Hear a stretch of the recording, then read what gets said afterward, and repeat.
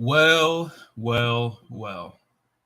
Clemson Tiger fans, college football fans, welcome back to another episode of the Clemson Tigers All In Show here on the Clemson Voice of College Football YouTube channel. Of course, I'm your host, Jordan Bowman. I will be joined by Tiger Paul Craven shortly. If you did not see my message in the chat, he's running a little bit late. You know, the life of a softball dad never ends. But he will be here shortly. And until then, I'll be able to hang out with you guys in the chat, maybe answer some questions. It's Wake Forest week. Of course, it's always we are almost halfway through Clemson's regular season already. It's kind of hard to believe. But it's been a lot of fun doing this show, and I'm glad that you guys are here. If you haven't already, please hit the like button and subscribe if you haven't already. That definitely helps the channel a ton. If you want to support the show monetarily, there is the super chat feature. And of course, you can visit the links to the PayPal and Venmo, to help support Mark as well. But yeah, how are you guys doing tonight?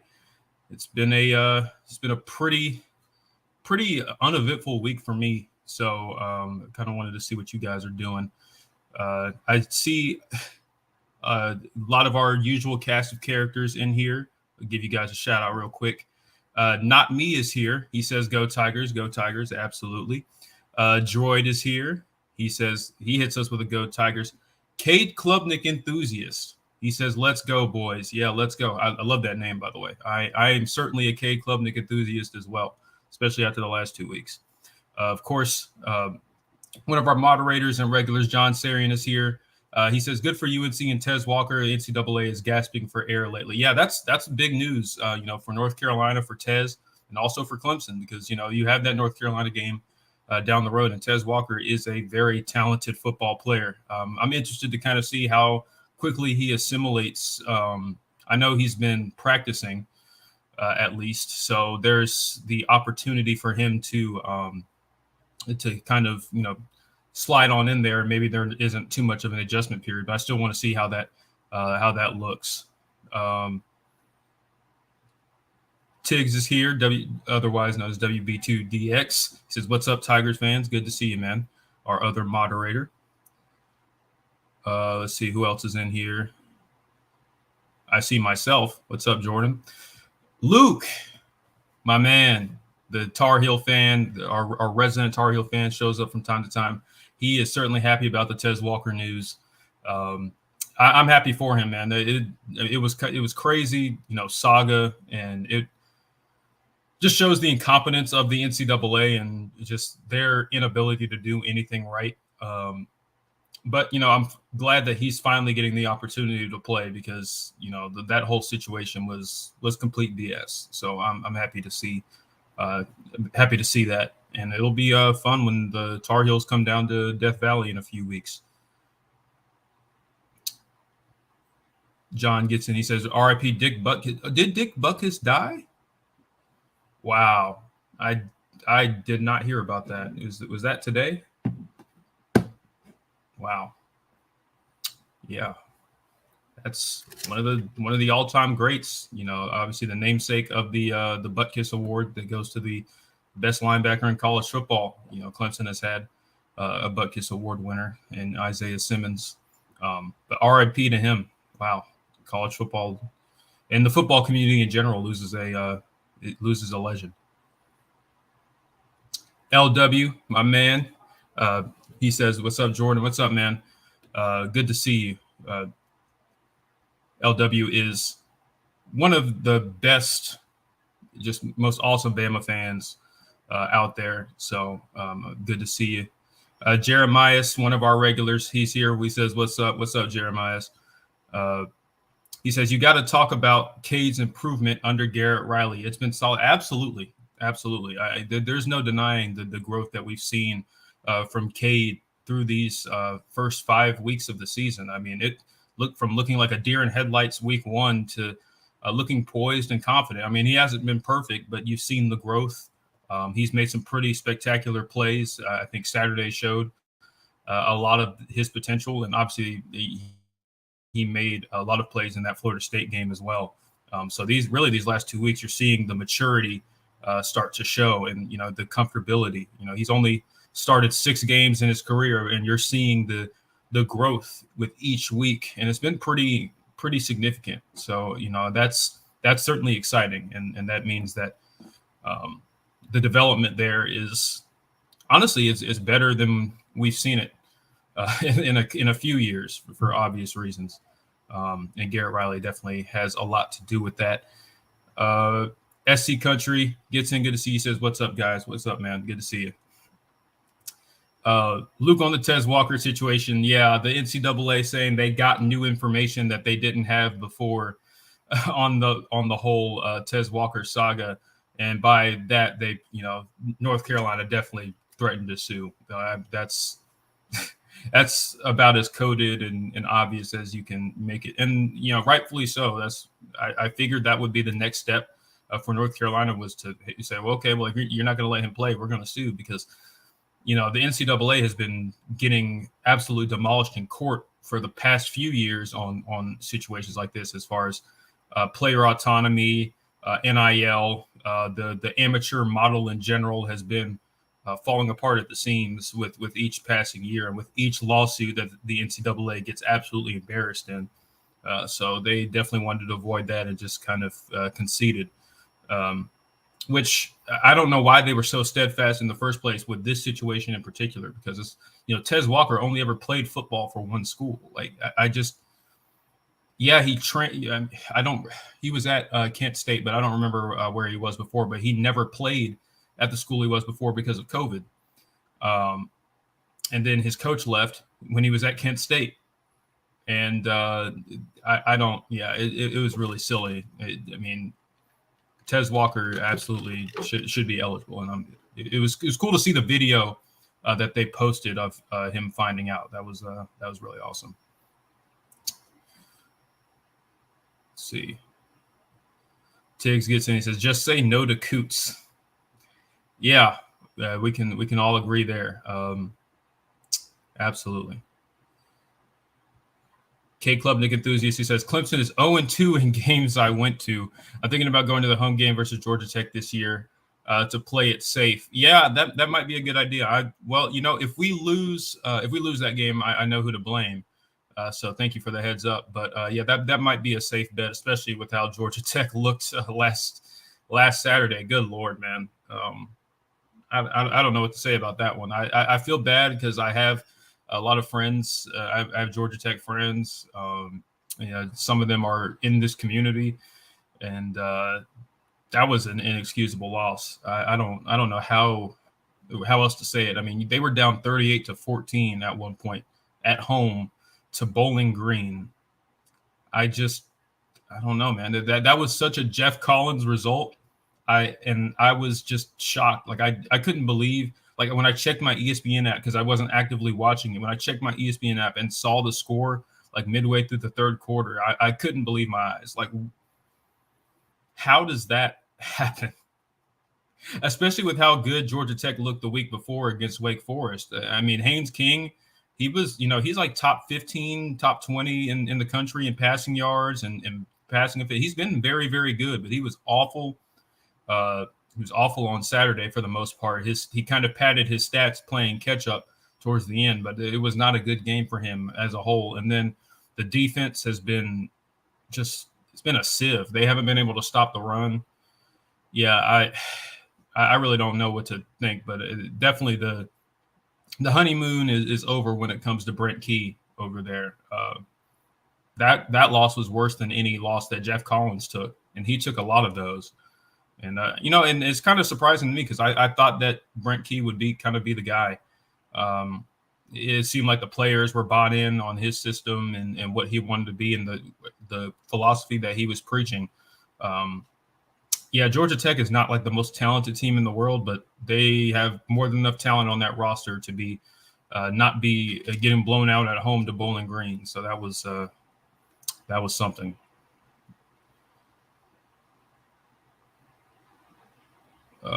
Let's see.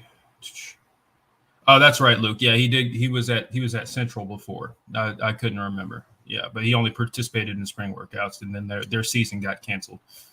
Yeah, that makes sense. John says, to me, it seems like the NCAA is more on an island than ever. State-fed lawmakers and school presidents and admins are pushing them aside more and more. Yeah, absolutely. They're basically a joke at this point. I mean, they still have to, schools and administrators still have to go through them for things. But, it's like if you don't do what we say or what we want to happen, we can threaten lawsuits. We can, appeal. And if you deny our appeals, then we're gonna threaten more lawsuits. And they know that the NCAA has no power in the legal space right now. But without further ado, we are joined by my main man, Tiger Paw Craven. Good to see you. What's up, man? The softball life, it never ends. It's definitely an adventure for sure. Chip, you got the chipmunk mic. Oh my God, yeah, that's about par for the course. Yeah, that's to be expected. We haven't got one of those in a minute. For those of you that are new and haven't been listening to the show for a long time, that is, for some reasons, it only happens occasionally. But when he joins, like I don't know what happens with his audio, but he gets like his mic gets pitched up and really fast, and I just call it the chipmunk mic because it reminds me of Alvin and the Chipmunks. So let's see if this go around it fixes itself. What's up, man? There we go. You sound great. What's up, man? Jesus. I'll tell you what, man. If it weren't for technical difficulties here on the Voice of College Football Clemson channel, we wouldn't have anything at all. I appreciate Jordan getting on here early, getting you guys warmed up for the show tonight. I was at my daughter's softball game. Not her game, obviously, but her practice, and it ran a little late. I had to text Jordan last minute, so shout out to him for getting on the show early, communicating with you guys in the chat. I apologize to everybody in the chat. I'm so sorry, but family is what it is. They come first for me, and Absolutely. I don't enjoy anything more than watching my daughter play softball. So the chipmunk mic returns, and you got to love it at this point on the channel. I mean, it's a thing that that happens ever so often, maybe more than it should, just like Clemson turnovers, right? So maybe that's a sore subject, but how you doing tonight, Jordan? By the week, so I mean we're healing, especially with Clemson's winning football games. We are healing for sure. But how you doing tonight, Jordan? How's the chat feeling? We got another great game coming for the Clemson Tigers. It's homecoming week. They're building floats. They're building Habitat for Humanity houses. Dabo's handing out pizza. I mean, we're just doing all sorts of stuff here on the homecoming week. We got a bye week coming up right after this. It's a great week, man. Like, college football's here, and we should enjoy it. So, absolutely. It's also breast cancer awareness, it's Clemson's breast cancer awareness week. So that's kind of how they're also operating that as well. So yeah, it's a very eventful time. This time of year is really eventful for Clemson football, and I mean, we got a really exciting game. Clemson has a chance to improve to 4-2, hopefully, against the Wake Forest squad that is coming off a bye week. But the last time we saw them, they had some struggles in that game against Georgia Tech.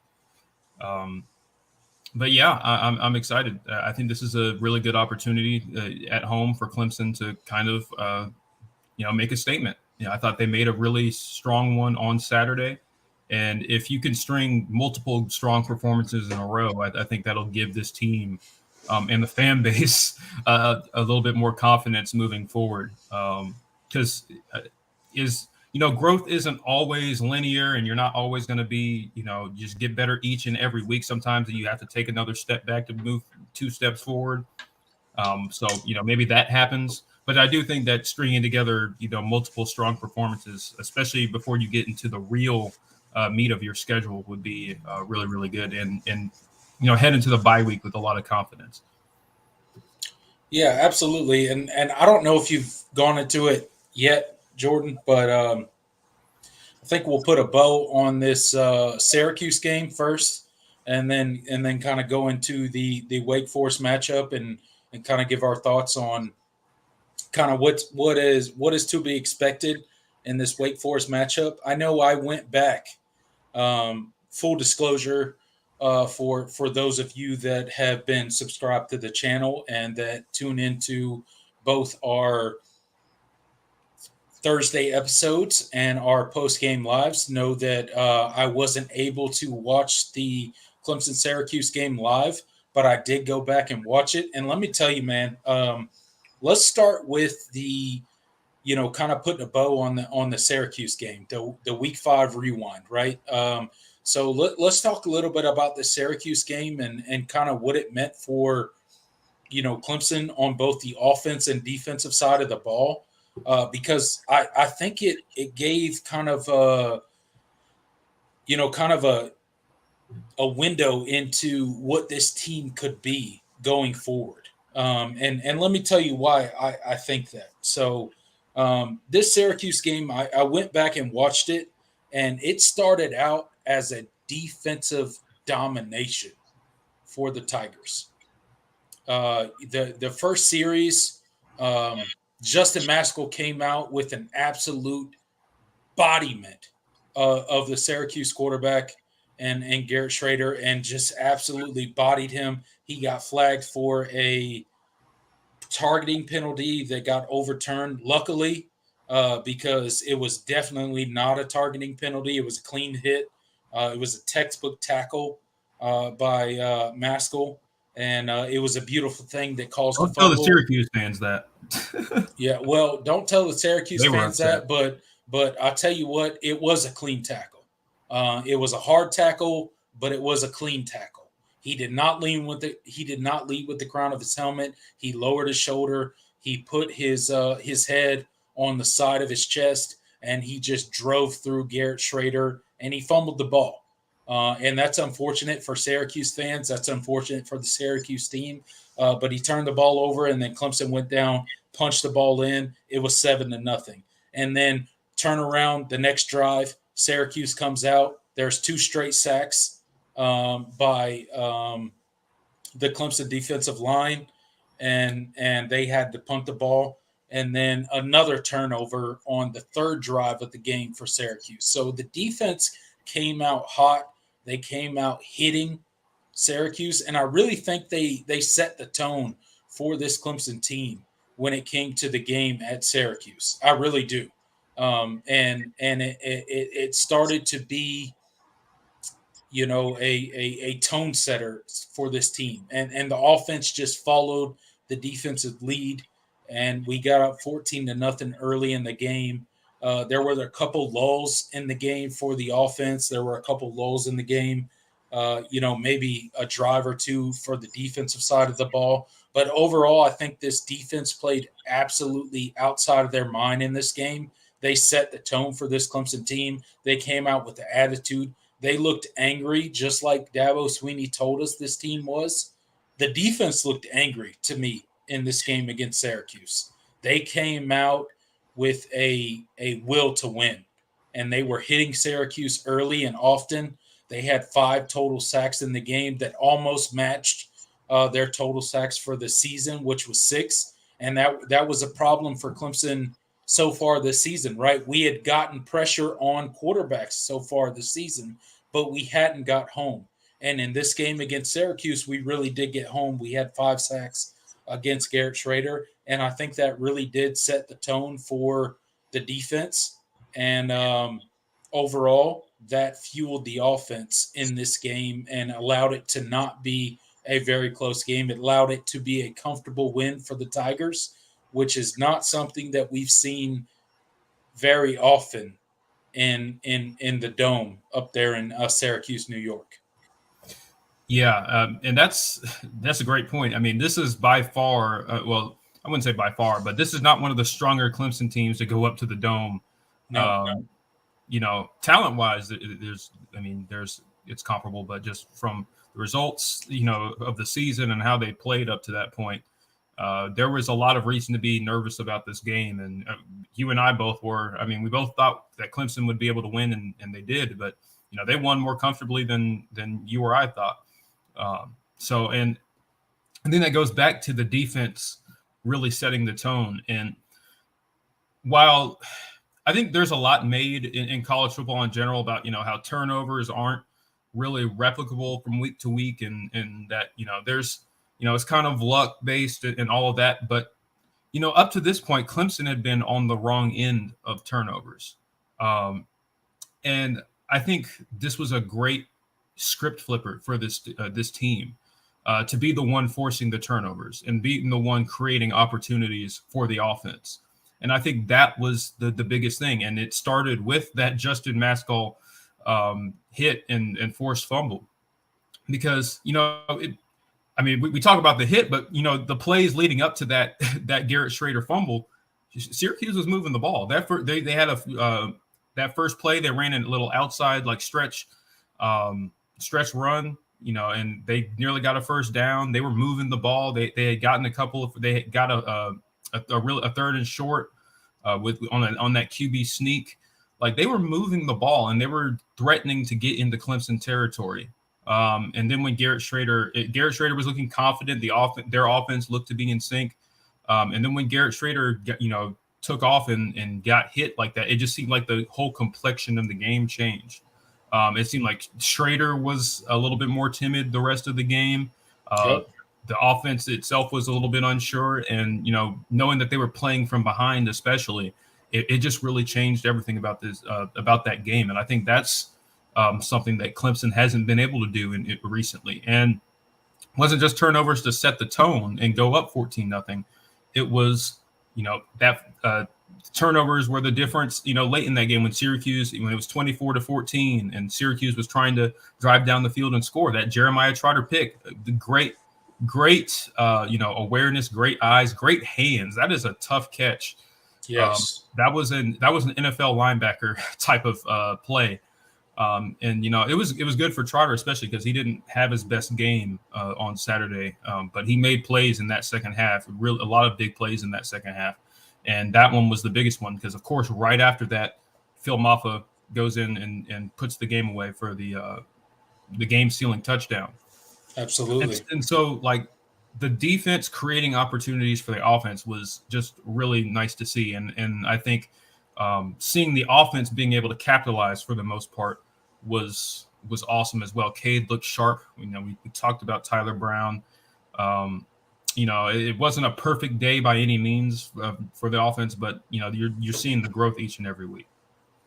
Yeah, and absolutely. Look, we've talked extensively about Tyler Brown in the post-game reaction video that we did, and this dude has stepped up, and albeit a guy that we wouldn't expect coming into the season to step up and be kind of the guy in the wide receiver room, we're starting to see several individuals in that wide receiver room step up for the Clemson Tigers. It's Tyler Brown, it's Troy Stellato, it's Bo Collins. We have several people in the wide receiver room for the first time in 2 years stepping up for the Tigers, and that's an encouraging thing for this Clemson team. You got a Bo Collins, a guy that's been pretty consistent, albeit you could say that he's not a quote unquote wide receiver one. He's not producing in the way that a wide receiver one would produce. But when you add a Troy Stellato and a Troy Stellato and a Tyler Brown to the mix, it really limits what a defense can do to your wide receiver core. And then if we can get a healthy Antonio Williams back in the lineup, that further complicates things for defenses that are going to see the Tigers later on in the season. So if you can have those 4 guys that have seemed to be pretty reliable this season, although Antonio Williams has not been healthy, if he can get healthy, you got 4 guys that can really challenge the secondary of defenses that are going to face the Tigers, and that's going to be a problem for teams that come to face the Tigers in both Death Valley and on the road. And I'll tell you what is one of the big things that I saw watching this game, because I did go back and watch the game, is the downfield passing game has definitely been established for this Clemson Tiger team. They are taking downfield shots, and that's something that we have not seen for 2 seasons for the Clemson Tigers offense. And Garrett Riley comes in, and we suddenly have a downfield passing game, and it looks to be for real. And defenses are going to have to respect it, regardless of what happens. And I talked about the receiver stepping up and Tyler Brown and Troy Stellato. And if we get Antonio Williams back, I don't know if we get him back this week against Wake Forest, but I guarantee you at least we get him back after the bye week, going into Miami game. I guarantee you he's back at least for that game if he's not back for Wake Forest. And that's going to be a problem for defenses heading forward. They're not going to be able to key on one wide receiver, and that's the beauty of what's been kind of established in this Clemson offense so far this season. Is there's not really one guy that you can key on. If you key on a Tyler Brown, right, you got a healthy Antonio Williams that is hopefully coming back after the bye week probably. And then you got a Bo Collins, you got a Troy Stellato, a guy that is just really out there trying to make a name for himself. Troy Stellato, look, this guy's been in the program a long time. He suffered through a lot of injuries.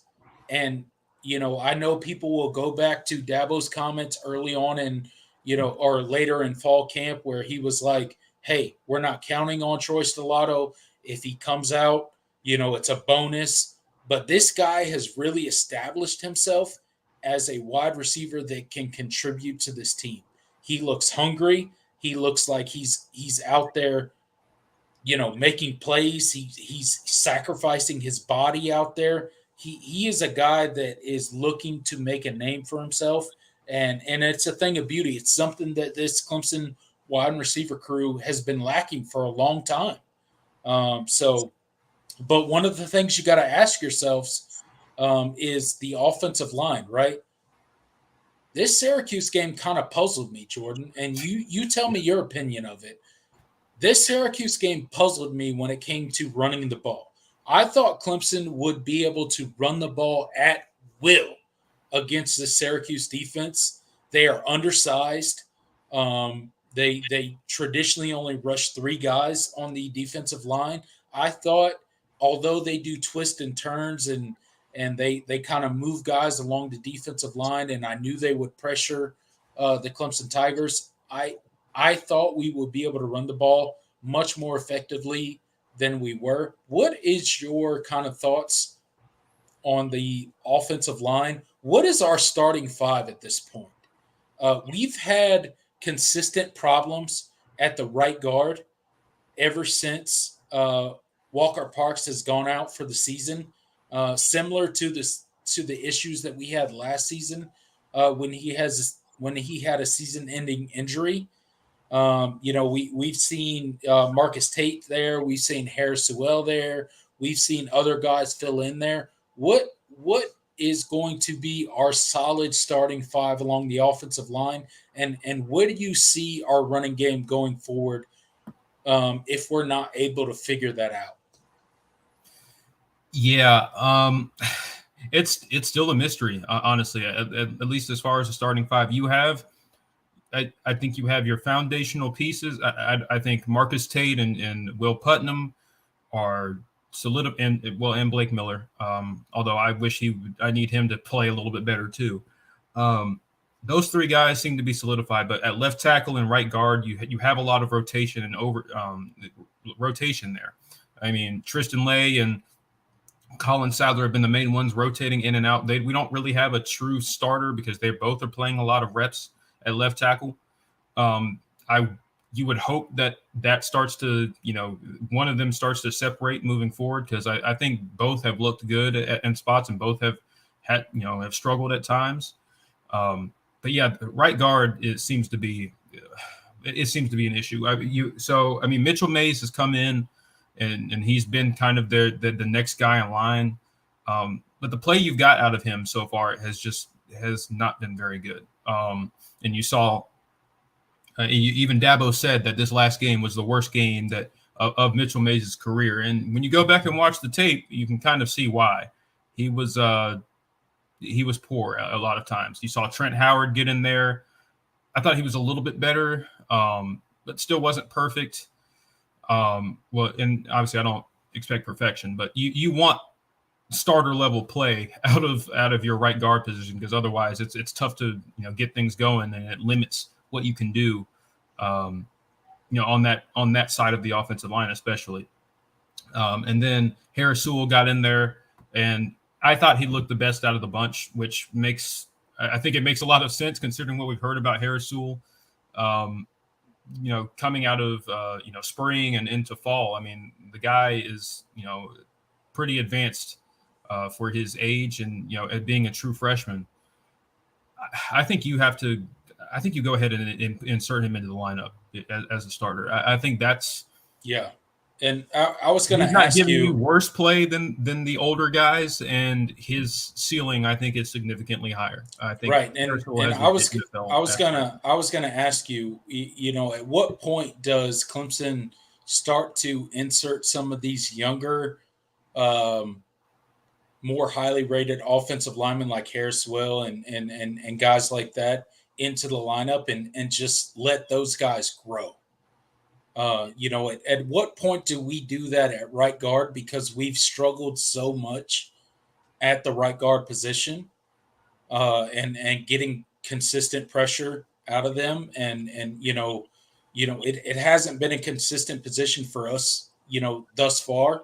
At what point do you insert some of these younger guys and just let them grow up through playing significant snaps for the Tigers?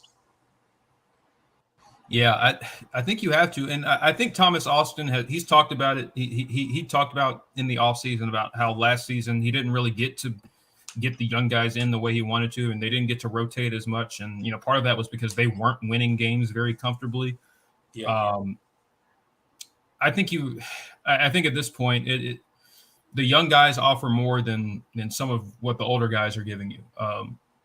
I think you need. I don't think there needs to be changes at guard, left guard, center, or right tackle. Although, like I said, I think Blake Miller has not had the best start to his season. It's been a little disappointing, but I do think he still is he offers the best upside at that position. And I think he just kind of needs to settle down and be a little bit more detail oriented, because it seems like he's not really. It seems like he's thinking a lot. His feet have been slower than they were last year. I think he needs to.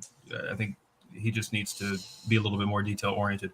But in general, I think you need to I think you need to have a solidified starter at right guard, and you need to have a solidified starter at left tackle, because honestly, and we'll talk about it. Wake Forest has not had the best season, but they do have a pretty salty defensive line, and we'll talk about that. So I think this game this week is going to tell us a lot. But even just for the whole season, because after that you go into the bye week, and then you have Miami, who has one of the better defensive lines in the country right now. That's going to be a tough challenge. And so you're going to have to have all of that sorted out, because it's not going to get much easier. You're going to be facing bigger and tougher defensive lines. Notre Dame is coming soon. Like you have to be ready to have your offensive line needs to be in. You need to have a 5, and you need to stick with that 5. But rotating in and out and trying to test all these combinations, you're going to have this sorted out pretty soon. And this is, I expected a lot of rotation because of the question marks, and obviously the injury to Walker Parks definitely threw a monkey wrench in a lot of things. And you want to see how guys play, what you have. But pretty soon, going to be it's going to be to the point where you need to have those guys solidified. And yeah, I think this week is the week, because after that it doesn't get much easier. Yeah, absolutely. Look, Clemson's got a long road ahead of them. It's not an easy road. It's win or go home for Clemson at this point. There's a slight door open for them for maybe a backdoor into the ACC championship game, although I think it's very slim to none for them. But honestly, for Clemson, it's really just about it's it's really just about winning games at this point. You got to take care of business and then let the rest of the ACC take care of itself. If you end up in an ACC championship game, then great. But if you don't, then you need to focus on your season right now and winning games. And let's turn to the defensive side of the ball as far as the Syracuse game goes. And I thought we really got to the quarterback a lot more in this game than we had in previous games. It's something that we've talked about on this channel at length for this season. And we had gotten pressure on the quarterback previously throughout the first 4 games of the season, but we hadn't gotten home a lot. And we got home 5 times this past weekend against Syracuse. We got 5 sacks on Garrett Schrader, which is a guy that can really hurt you with his legs. So I think it's an accomplishment for this defense. We forced multiple turnovers for the Syracuse Orange. And I thought our DBs kind of grew up in this game. Notably, Jaden Lucas, right? I think he grew up in this game. He was in for a injured Nate Wiggins. Although he had his moments in this game where he struggled with tackling and things like that, I thought that he did an adequate job at the DB position. This is definitely going to be a DB position that's going to be challenged this week against Wake Forest, just by the sheer scheme that they run at Wake Forest. But at the end of the day, I thought our defensive backs held up well against Syracuse. Our defensive line got home a lot more than they have this season. What was your kind of snapshot of the defensive line getting home, and then our DBs on the backside of the defense?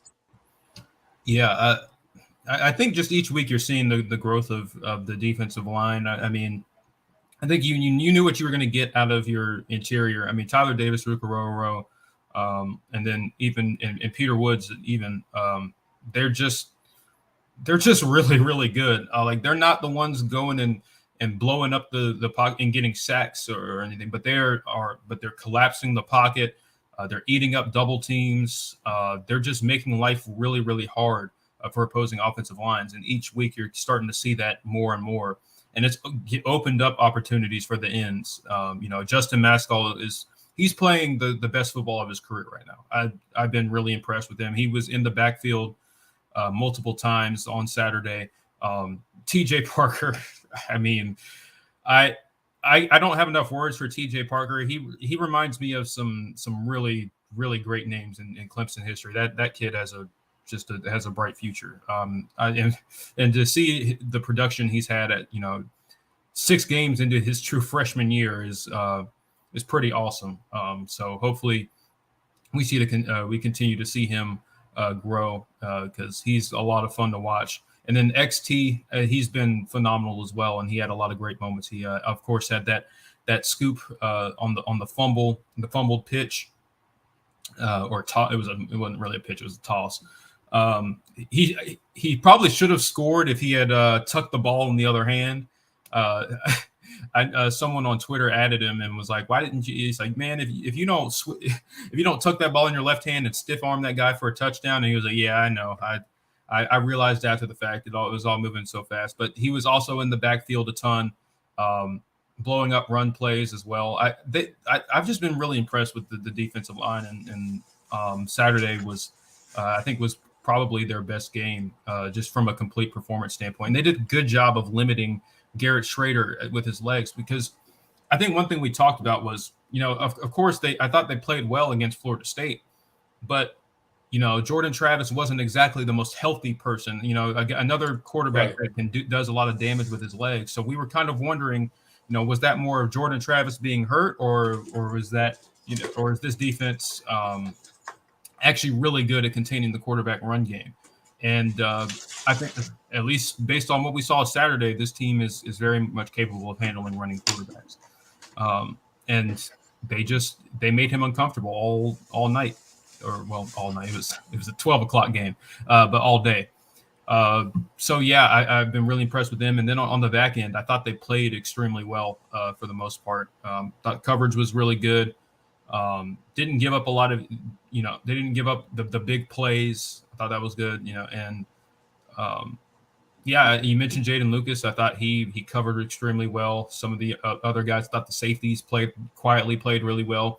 Jalen Phillips had a really, really good game. He did. He did. I think Jalen Phillips is one of the more. I don't think people talk about him enough, and it's kind of weird to me because he's like, for the past couple of seasons, like kind of like R.J. Mickens, but like I think Jalen Phillips, especially as a tackler, he's been one of the best tacklers on the team consistently, and really for 2 years in a row now. I think he's third on the team right now. He's just been solid. He's just been really, really good. He's not he doesn't have the highest NFL upside. I think I think he'll get, a look, but I don't know if he has he's not going to go like, first 3 rounds. I wouldn't expect, but he's just a really, really good football player. Sound. He tackles well. He doesn't get beat a whole lot. He's so experienced and instinctive, and I thought he had a really good game on Saturday. So, I thought Andrew Makuba played really well too. So I think the defense as a whole, honestly, I think the position group that had the worst day was the linebackers, but they still played well. They just had their moments, yeah, that's I don't really have much like overarching complaints about how the defense played, because I thought that tight end killed us at certain points in the game. Yeah. But at the end of the day, I think the defense played absolutely out of our mind. Honestly, I think we played complimentary football for the most part. I think the biggest thing, and I'll turn the page to special teams before we get into the Wake Forest kind of breakdown that we're going to do here on the channel. And special teams is a problem for Clemson. I mean, let's just be honest. It's a problem for Clemson. The kicker that we currently have kicking field goals in Weiss is, a feel-good story. It's a great thing. If it would have worked out, it would have been absolutely fantastic. It would have been a Disney movie probably for Clemson on Disney Plus in 6 or 7 years from now. However, it hasn't worked out that way. He's missed, I think, half of his field goals at this point. He missed the game winner against FSU. He's missed a couple others. And at this point, in your opinion, where do we go as Clemson for our field goal kicks? Because at the end of the day, I feel like we cannot trust our kicking game at this point. And do we need to start going for it on 4th and 1 inside the enemy's territory, or inside of the 50-yard line, if you will? What does Clemson do at this point? Because we can 100% not trust our kicking game at this point, and that's no slight on Jonathan Weiss or Gunn or anything like that. We just do not have the kicking game that is reliable at this point as a football team. We cannot rely on 3 points at any point in time this season. And I know I've mentioned it in previous episodes, but at the end of the day, it's becoming more and more evident that we cannot make kicks when it matters. And we cannot rely on kicks when it matters. So what does Clemson do at this point to combat that non-reliable kicking game that we do have. Yeah. I mean, there's not really much you can do right now. I mean, I'll say this. I think Jonathan White's has at least provided some assurance that he's going to make his extra points, which I guess is a positive. Sure. And he's not a certain amount of he's provided a certain amount of stability to the position. Yeah, when but it comes it still to hasn't been extra points. But when it translates to field goals, it's hit or miss. Yeah, at best. quite literally. Yeah. But I think you just I think you I really don't know, honestly. That this has been one of the more baffling situations that I've seen on special teams in a while. I just the fact that we didn't have a capable kicker beforehand is, and I think I think Robert Gunn is capable. I don't know what it is. I really don't know why he's missing. He was the top rated kicker in his class. Like I don't understand what the problem is and where the mental part is not clicking. But I don't know what you do, because at this point I don't think, moving on from White's, I really don't know what that does for you. But I also don't know if you can. I don't know if you can continue to be this poor. Yeah, I think the biggest thing is that you're not. This has not been a very good red zone team this year. We've known that. They went for it on fourth down on Saturday and didn't get it. Which that was a whole nother thing. That was just a rough sequence of events. At that point in the game, because they didn't trust their field goal kicker to make one because he had missed what it was like a 40-yarder before the half. So it's kind of you're stuck between a rock and a hard place, because on the one hand it's like, well, this team hasn't been very good at converting fourth downs, especially in the red zone. But you also don't trust your kickers to get you 3 points, and you're wasting possessions and leaving points on the board. So you're it's a catch-22, and I really couldn't tell you what the answer is, because I think you're damned if you do, damned if you don't. I would say go for it on fourth downs. Beyond like beyond like 35, because I don't. Beyond 35, I think you have to go ahead and go for it. Yeah, I understand that, and Weiss, outside of the conversation, I'm not bagging on him at any certain point. Like he's been put in a really difficult position. He got brought in for the Florida State game and probably had the biggest kick of his career, and he missed it. But at the end of the day, I mean, you can't really be mad at him. You can't really bag on him, because he was put in a really difficult position. So my question to you and to the rest of the Clemson fans, everybody can get in the comment section on this, is at what point do you kind of shift gears and just go to Robert Gunn and just let him grow up as a kicker?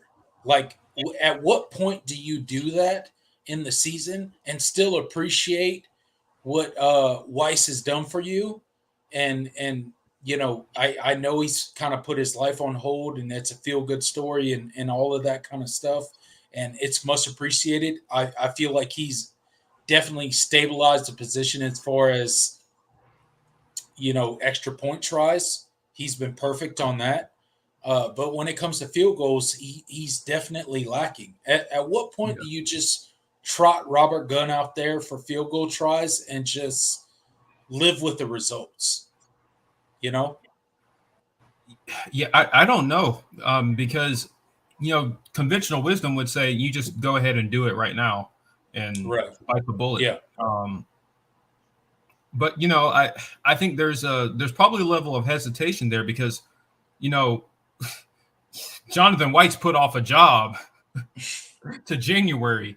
to do this, to pick for you. Yeah, I understand that. Yeah, like if you move on, if you move away from him and move back to Gunn, what does he do?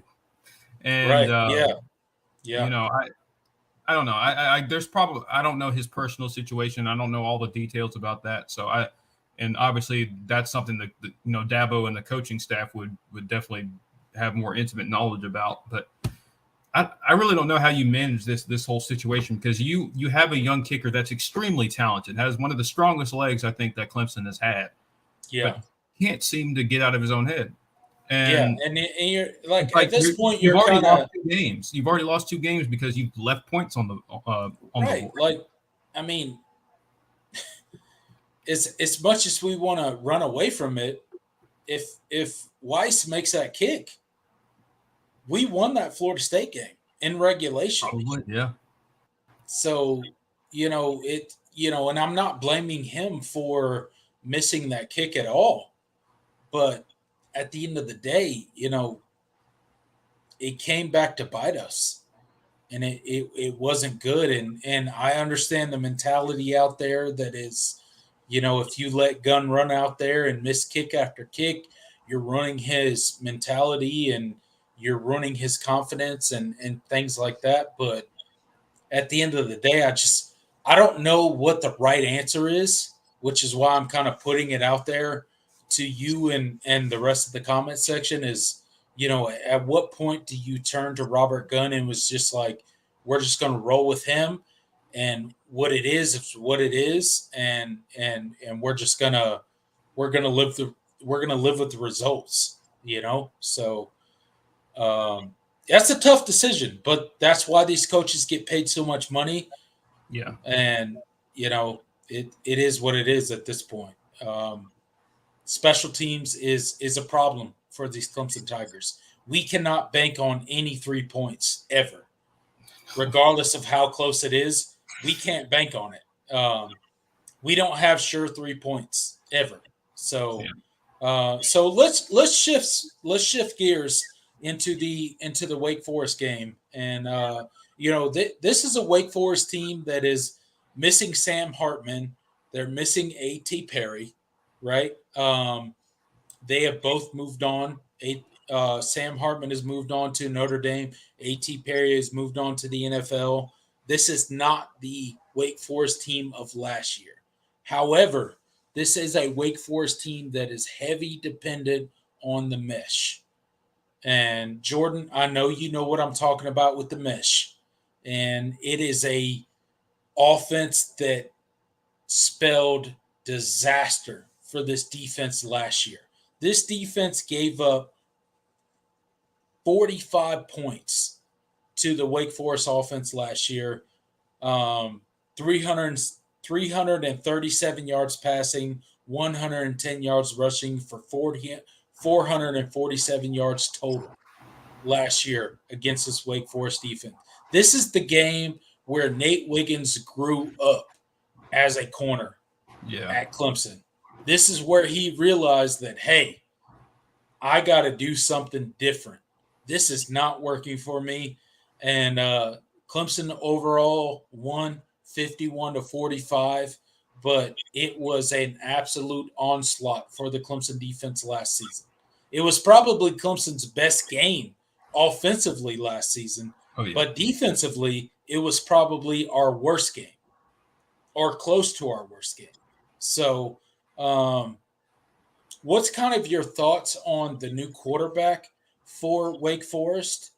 And, they're still running the mesh. They're still going to run that long mesh that is going to stress the defense. What's your thoughts on this new quarterback and this wide receiving core for the Demon Deacons? Yeah. This Wake team, I've watched all their games. And I think I have a pretty working knowledge of how this team has operated this year. This is not last year's Wake Forest team. No, offensively, not at all. They're not. Yes, they're running the same offense, but obviously no Sam Hartman. Mitch Griffiths, who's been in the program a while, I remember he came in that opener back in the COVID year. He was and it was garbage time and Clemson was up by a lot, but I think he led a touchdown drive. But this year he's finally inserted as the starter, and it's been up and down. It hasn't been great. And I don't think it's all on him. I think that offense in general right now is having having issues identity wise. They haven't had it the easiest as far as the injury bug is concerned. Obviously, they lost Donovan Green before the season started, who was arguably their best wide receiver returning, legit NFL prospect. And they just haven't really found their way yet in the passing game. They've been relying more on their kind of their trio at running back, which is, I think they have a really solid group and led by Justice Ellison, but they just haven't really meshed quite yet. And no pun intended, the way that I think Dave Clawson would want them to. And I don't think Mitch Griffiths has looked as comfortable as Sam Hartman did in years past. This offensive line is not Wake's offensive line from last year. I'm sure you guys remember in that game, it seemed like the defensive line wasn't getting home pretty much all day, and Wake blocked them pretty well. And obviously, with Clemson's situation during that game in the secondary, they were particularly vulnerable, and Wake Forest more than took advantage. But I do think this Wake team is still dangerous because there is some while Mitch Griffiths does not have the talent or experience that Sam Hartman has, do think the receivers are still, even without Donovan Green, are still pretty good and something that you have to be aware of. And I think they are. You have to make sure that you are containing the run as well. The receiver room. They still have Jamal Banks. They still have Keyshawn Williams, Taylor Morin. It's a good group of receivers, and Wake always has a really good group of receivers. So I think you have to be mindful of that. But I think defensively, you're in much better shape than you were last year, and I think Wake's offense is in much worse shape. They haven't protected Mitch Griffiths all that well, and I think that's where Clemson is going to shine because I don't think they trust their downfield passing game right now, and if you can't trust your downfield passing game against Clemson, you're going to be in for a long day because this is and look, I think at the end of the day, Clemson has to blow up the mesh, right? Look,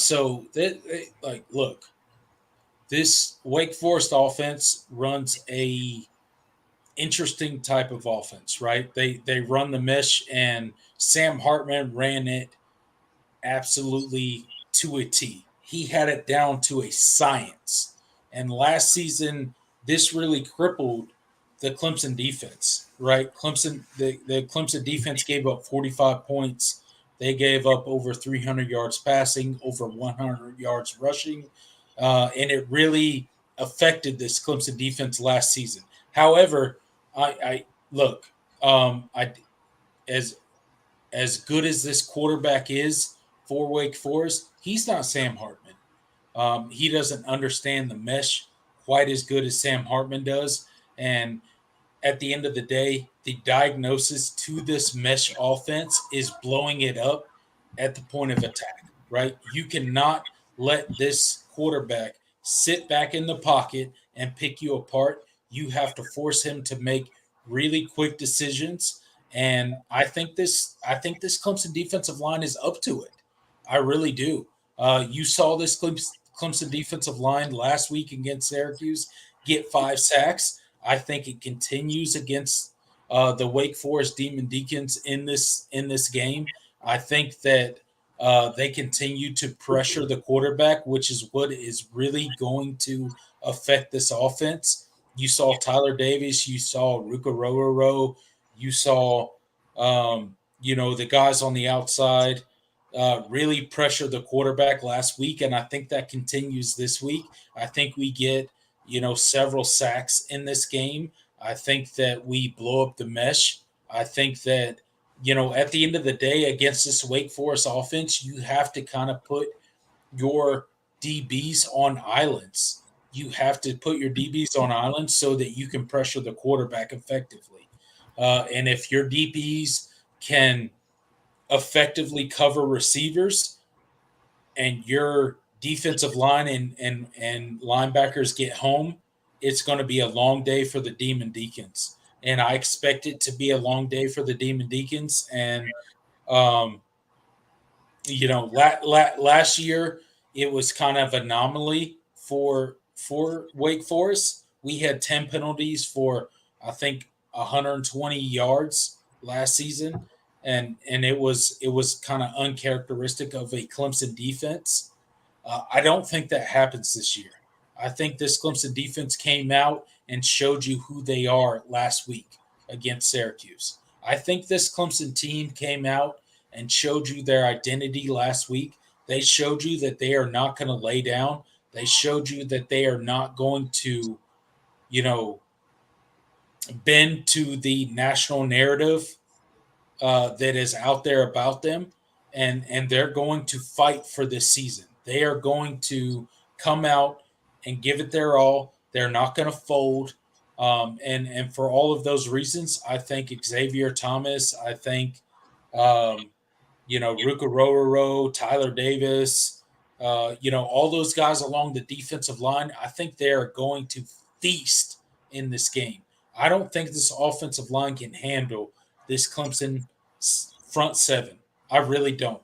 And I think if we put our corners on island, regardless of whether Nate Wiggins starts this weekend, which I don't think he will, I think he's going to be held this weekend. If Clemson can hold him, I think they will.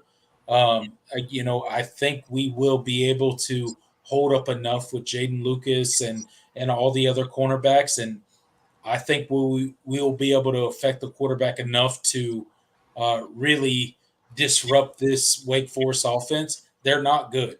Okay, they're not good. If you look at their wins this season, they beat Vanderbilt. They beat a couple other lowly teams, but they've not seen a defense like Clemson. And I think that defense is going to be stifling to the Demon Deacons, and it's not going to be a good day for them. Yeah, I tend to agree. I think I think Clemson gets Wake at a unfortunate time for them because I don't think, like I said, I don't think they've quite found their identity as a team offensively, and offensive line hasn't played well. Mitch Griffiths hasn't played well, and it's kind of been a struggle. And you saw in that Georgia Tech game that they were not playing a very good defense, but Georgia Tech's defensive line was constantly blowing them up and collapsing the pocket and kind of blowing up the slow mesh before they could really get some of their downfield plays developed.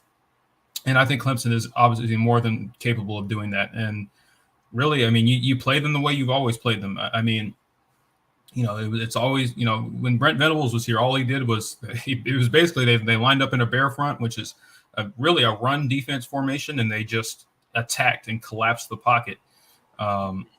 And you were good enough in coverage that it didn't give them time to get those longer developing routes started, and you were able to blow it up. That's what Clemson did last year. But yeah, the problem was you weren't getting home, and in the secondary you were pretty vulnerable due to injuries and lack of experience. Yeah, and look, at the end of the day, Clemson has done exceptionally well at run defense this season, and I think they continue that in this game. I think they continue to get to the quarterback, and they've proven that they could actually get the quarterback on the ground in the Syracuse game. So, teams haven't run particularly well on the Tigers so far this season, and really the offense that Wake Forest runs is really predicated on a run-first approach. And I don't think that's going to work out particularly well for the Demon Deacons on Saturday. So for that reason, I think the Clemson defense comes out. I think they feast early. I think they set the tone for the game. And in a homecoming game against the Tigers, I think the Demon Deacons fold pretty early in this game. Yeah, and I think another thing is just Wake Forest has not traditionally played well in Death Valley. No. Yeah. They, I'm 24. They've only beaten Clemson 3 times in my entire life, and none Yeah. of them were in Clemson. Ever. And the last time was the game that got Tommy Bowden fired. So shout out to them for that. Thank you, but, Wake Forest. Thank you. Yeah, man, Riley Skinner. That's a name. But but yeah, I remember, a couple of years ago when when Wake Forest came in top 10, that was, in 2021, and they were riding high. They were leading the Atlantic Division, and Clemson was unranked at that point, and Clemson absolutely just demolished them. I think Sam Hartman got sacked like 6 times that game. I know Will Shipley and Kobe Pace combined for 200 plus yards. It was a really banner day for Clemson in a year where they were struggling offensively. That was probably their best offensive game of the year. Wow, back-to-back seasons. Wake was the team that Clemson's offense had the most success against. I don't think that's a coincidence. No. And we'll talk about the offense, and we'll talk about Clemson's offense against Wake's defense. And let's face it. Look, last year's offense, led by DJ Uyunglele, had their best game against Wake. Yeah. So I expect great things for this Clemson offense heading into Wake. I think this is, if I'm being honest, taking my orange covered glasses off and, just talking very frankly about this game, I think it's a mismatch. It's a mismatch for Wake. It's not a good matchup for Wake Forest. Our defensive line is kind of found themselves. They've started to play to their potential. They've started to get pressure on the quarterback consistently, and if they can do that, and our offense can really perform in the way that they did against Syracuse and how they did against Florida State, it's not going to be close. It's not going to be close. So, I think there's a lot of things working against Wake in this matchup. They boast a better record than the Clemson Tigers right now. However, that's an inflated record by the people that they have played and by the competition that they have played to this point. It's not going to bode well for them on Saturday. I think the Clemson Tigers roll early and often at 3:30 kickoff on Saturday. Yeah, I tend to agree. And on the other side of the ball, I think Wake is still. I think Wake in some ways has improved defensively. I don't think this is a very good defense. Watching them, they're still susceptible in the back end. And I do think this is a chance for Clemson to, continue to build on their their downfield passing game and really start to develop. And I think the receivers will have a chance to have a pretty big day because as long as you protect well, because I do think Wake Forest has done a good job this season of getting home. Their defensive line I think they're top 20 in sacks. Now I will say that comes with a caveat. They did get, I think they got 9 of their sacks against Old Dominion. So that number might be inflated a little bit, but they have at times shown the propensity to get home and get sacks. They've been a pretty good defensive line, and that's been pretty consistent under Dave Clawson. I mean, they haven't been. But great. I mean, at the end of the day, good defensive line. At the end of the day, that's what I expect Clemson's defense to do in this game. I expect Clemson's defense to get home.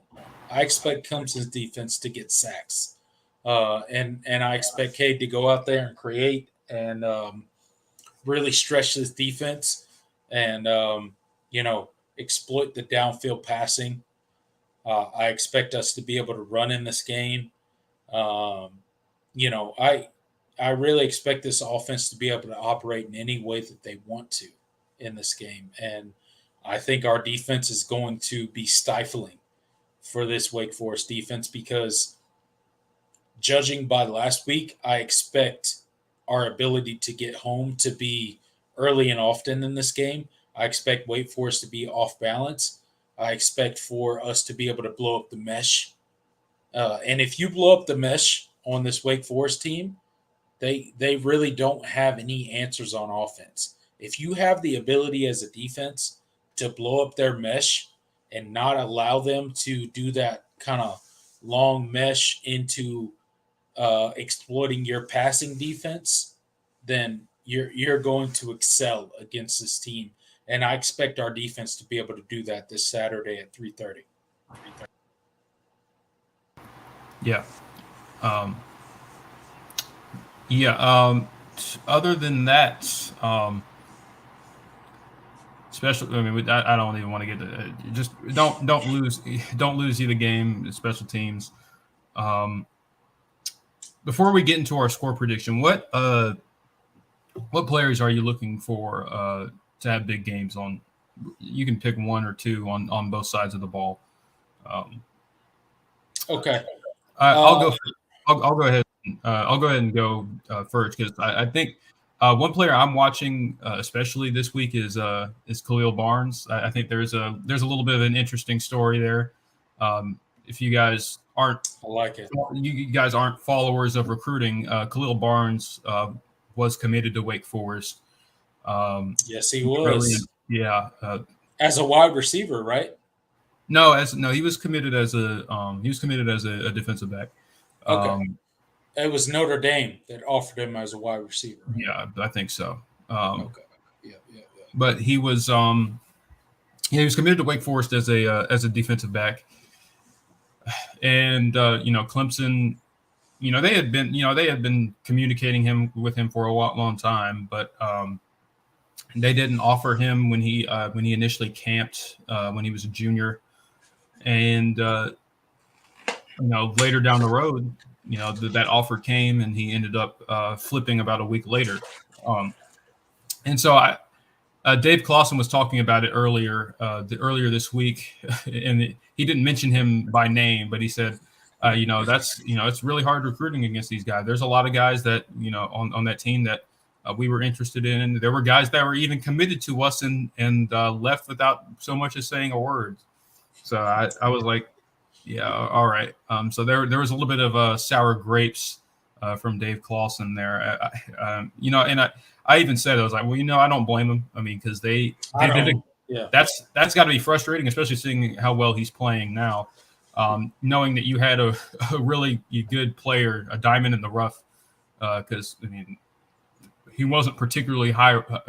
He wasn't particularly high rated until really late in the process. I think maybe a couple services, bumped him up to a 4-star. But he was clearly upset about that. And I was like, I don't blame him because that's a very good player. That's a very good eval. And to have, have a bigger program just come in and swoop and take him is definitely frustrating. But I'm watching Khalil Barnes because of kind of that storyline. But that's kind of Clemson's MO at this point. They tend to do that.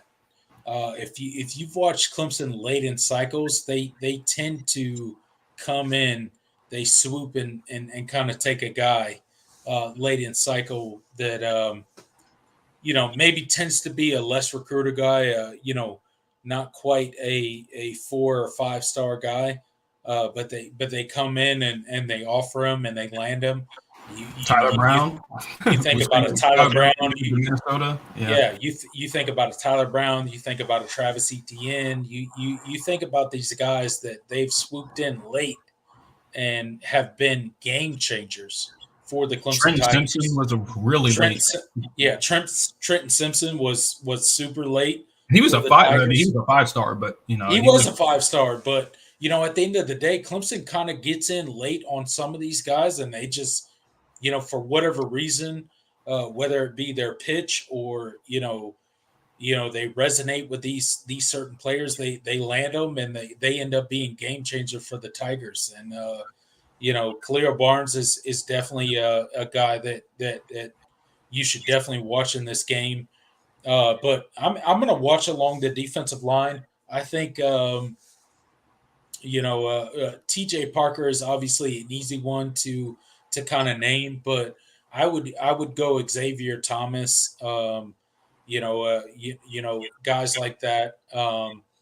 And then on the offensive side of the ball, what comes to mind to me for is Tyler Brown. Obviously, is going to be a game changer in this game. But really, to me, I think Bo Collins has to be a game changer in this game.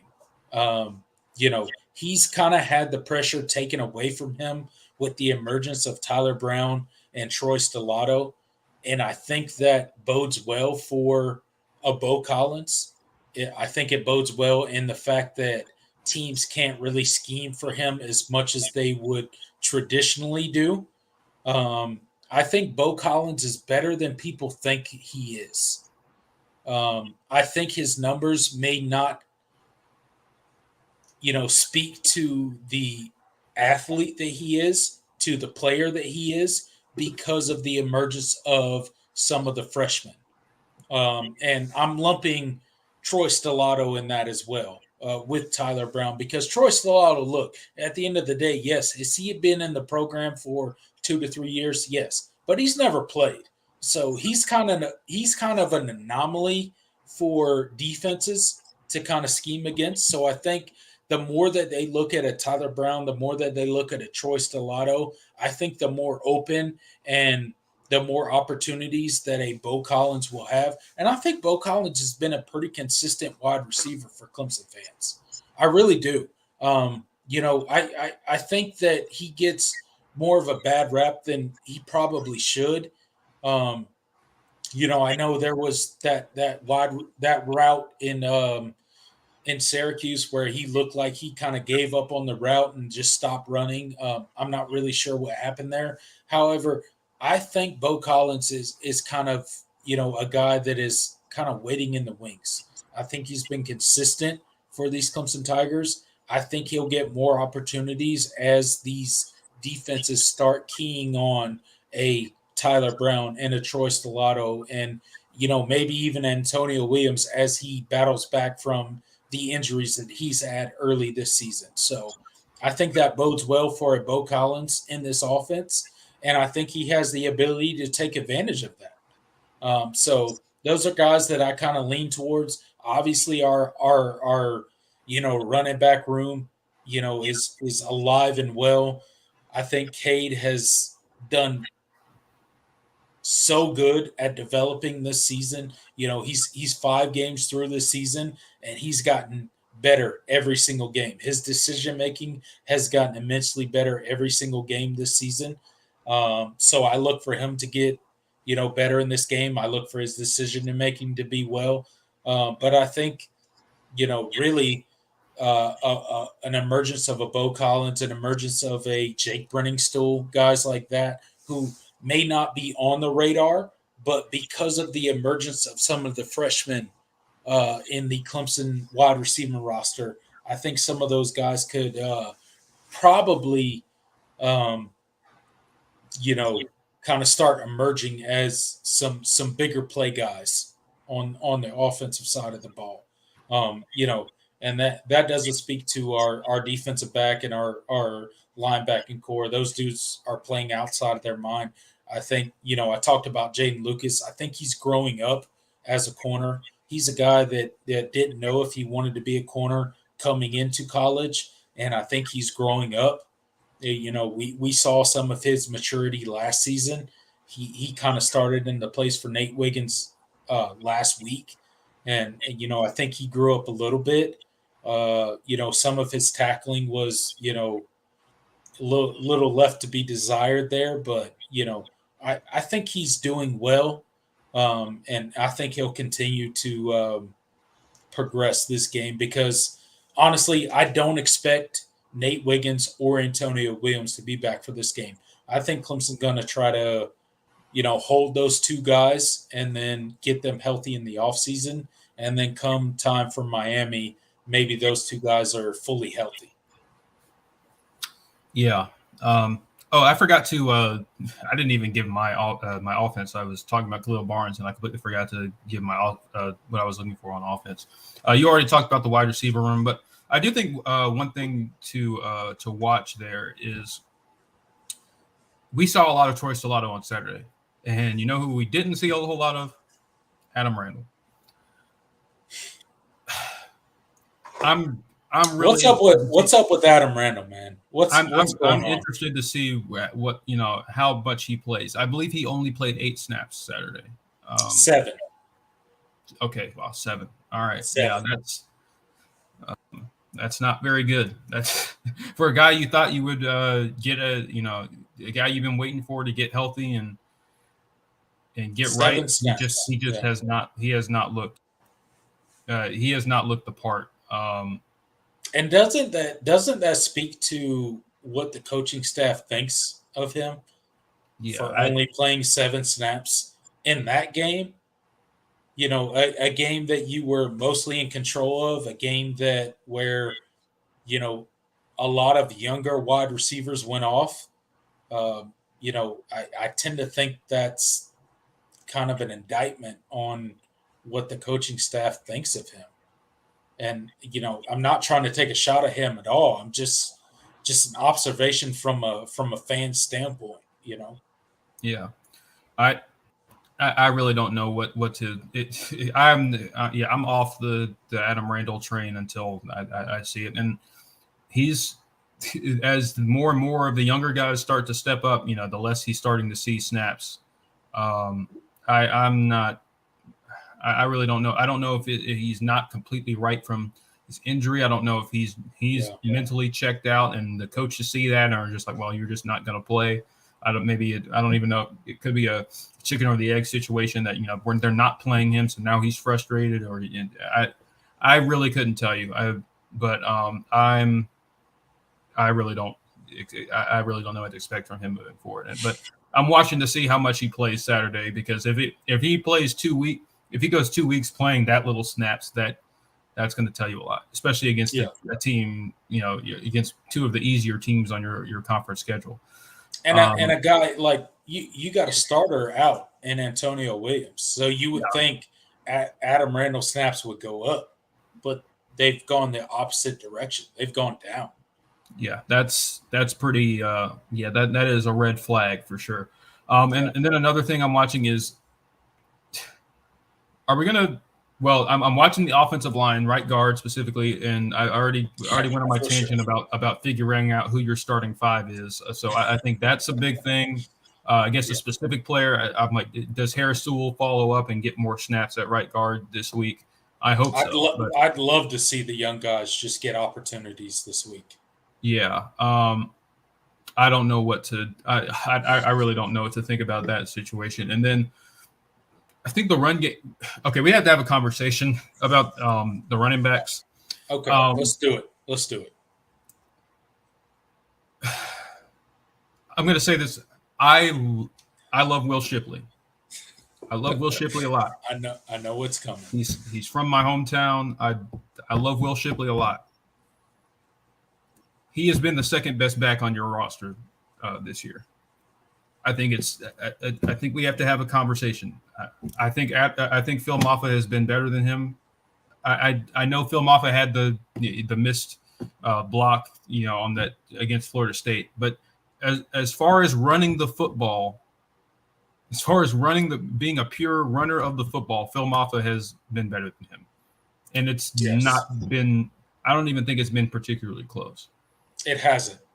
I don't know. I don't know what it is. I don't know if Shipley is if he's having a mental block. I don't know if he's not seeing, he's not seeing the holes as well, or the vision isn't there. I'm not really sure what it is, but as far as running the football, he just hasn't looked. And granted, the offensive line hasn't played great either, but Phil Maffa has had far more success running the football. He's had bigger plays. He's consistently getting yardage. He's not taking as many tackles for loss. The yards per carry shows that, the number of broken tackles, yards after contact, all of that. Phil Maffa, if you look at the statistics and I mean, just watching with your own eyes, it feels like Phil Maffa is doing more with his opportunities than Will Shipley right now. And I'm not. Yeah, so I think I really don't know what. I think. Look, if you're asking me, and this is literally just from a fan perspective, that I'm not a football coach, I'm not an X's and O's guy, but from a fan perspective, it looks like Will Shipley is pressing. It looks like he's trying to do too much on the football field. It looks like almost that the weight of the world is on Will Shipley's shoulders, and he's trying to make a touchdown run every single time he touches the ball. And sometimes, just from my perspective, it looks like that he's kind of running into the back of blockers. He's not looking for his vision as a running back. He's kind of pressing in the sense of, I want it now and I want to break this run, and he's not being quite patient enough. Whereas Phil Maffa looks like he's kind of waiting for his blocks to set up, and he's kind of doing a better job of allowing the offensive line to establish the blocks and establish the holes for him to run through, and then he makes the decision. So Yeah, I think that kind of the biggest example was Phil Maffa's big run at the end of that Syracuse game, and that was not absolutely a well blocked play, but he waited. It was a terribly blocked play. Yeah. Actually, if you go back and look at it, it wasn't well blocked at all. It was simply Phil Maffa's vision that made that a touchdown run. It was Phil Maffa's patience that literally made that a touchdown run. Yep. And I don't know if Will Shipley would have ran that same play if we would have had the same result. Yeah. So, to that point, I think there's a lot of validity in kind of what you're saying as, Phil Maffa being kind of the better pure running back than, a Will Shipley. But, Will Shipley is a weapon. He's kind of a guy that he's a fiery guy. He's a guy that kind of gets emotional, and I think maybe that's working to his disadvantage maybe this season. I think maybe he's pressing a little too much.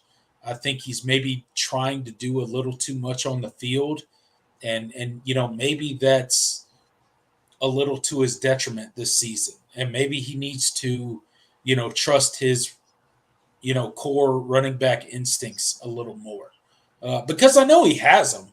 I mean, yeah. The dude is a dynamic running back. So I know he has them. I think he just needs to trust them a little bit more.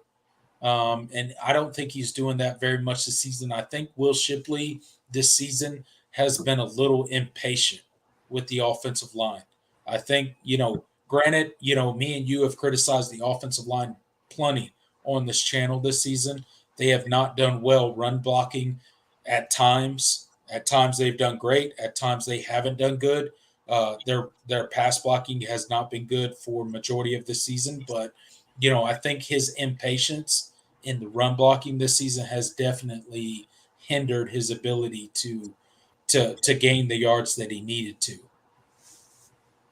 And one of the big things that I want to mention before we move on, Jordan, is what is up with Clemson's ability in short yardage situations? Because I'll tell you what, one thing that I can think back to is me and you criticizing this offense last season and the season before about not running the ball in short yardage situations. And this season, they're running the ball in short yardage situations, but they're getting stonewalled at the line of scrimmage, or even getting tackled for 2 and 3 yard losses. What is the deal with this offensive line and this running game not having the ability to gain 1 yard when they absolutely need it? What is the deal? This offensive line is just not very physical at the point of attack. That's really what it comes down to. I mean, they have the size, but they don't really play like it a lot of the times. and that's frustrating. And it's not every single one of them. No, I think Marcus Tate and Will Putnam have been your best offensive linemen this year. And it has, but your left guard and center can't be the only ones getting pushed. You need more guys, and even sometimes they don't get pushed.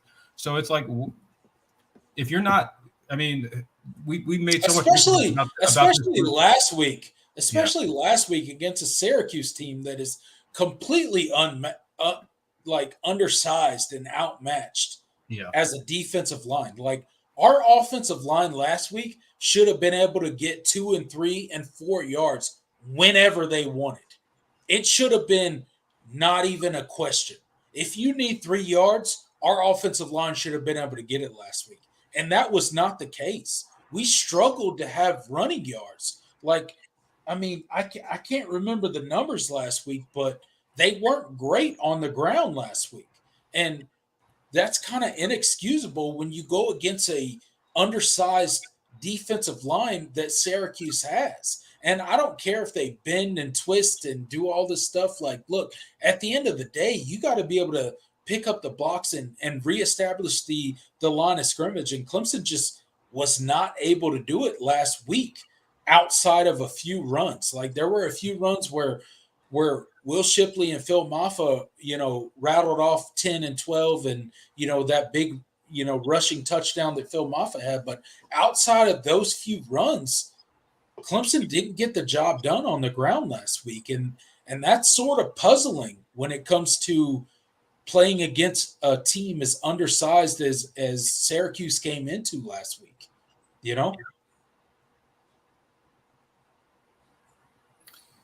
Yeah, I don't know what the problem is, but it's that's frustrating. And it's I don't know what the message that Thomas Austin is giving this group, or I don't know if I really couldn't tell you, because just it's been puzzling, just not being able to rely on getting 1 to 2 yards.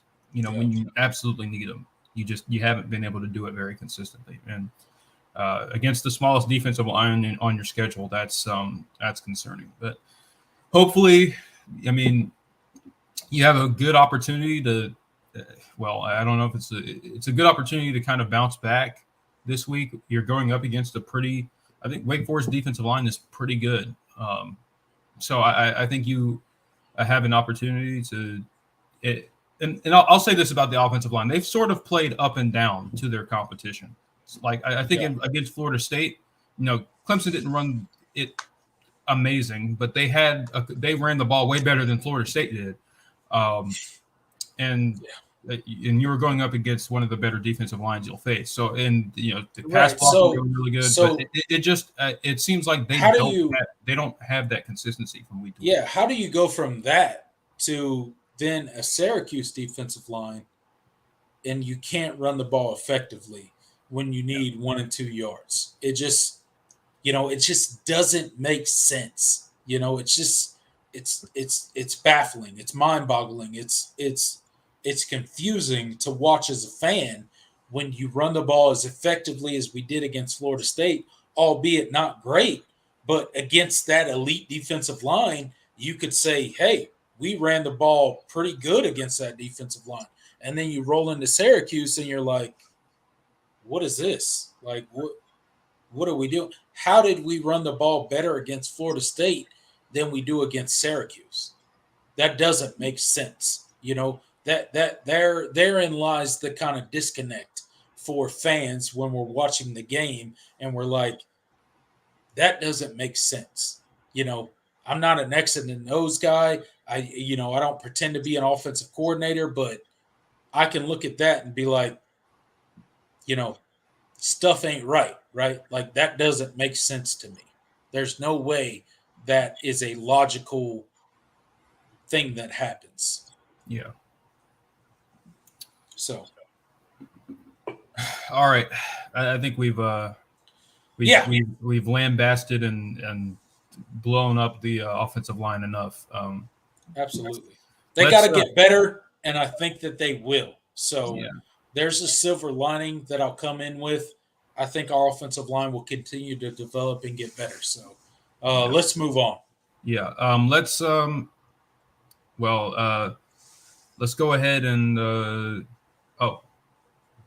let's go ahead and give our picks against the spread and then our score prediction. There we go. Clemson opens up minus 21. How about that? It's I think it's normal for this Clemson team. I think this Wake Forest team is outmatched. I don't think Clemson will particularly struggle. I think maybe it'll be close early for this Clemson team. But I don't think that Clemson will struggle late in this game. I think they'll kind of move on and kind of run away with the game late in the game. So I don't have a problem with the spread. Clearly, Vegas is high on the Tigers when it comes to Wake Forest. Yeah. And really the betting community in general is still pretty high on Clemson and a lot of power. I mean, that's why Florida State was such a short favorite. Clemson is. And apparently they were right in that game because they were right. Yeah, I mean, but it goes back to what we said. I mean, this team doesn't suck. Like they are not. No. I mean, I don't like being one of those, we're the best 2-loss team in the country type of things, but there's some validity to that. This Clemson team is still to especially from a betting perspective and in power rating and all of that, Clemson is still a top 15 quality team in the country in a lot of metrics. Yeah, I mean, being the best 2-loss team in the country is pitiful. But I would put our 2-loss team against probably any 2-loss team in the country at this point. I don't know every 2-loss team in the country, but I'm telling you, this Clemson team is a lot better than 2 losses. Yeah, at this point. they are. I would put them up against a lot of undefeated teams too. So for sure. I still think I don't like doing all that, but that kind of explains why Clemson there's no consolation prizes.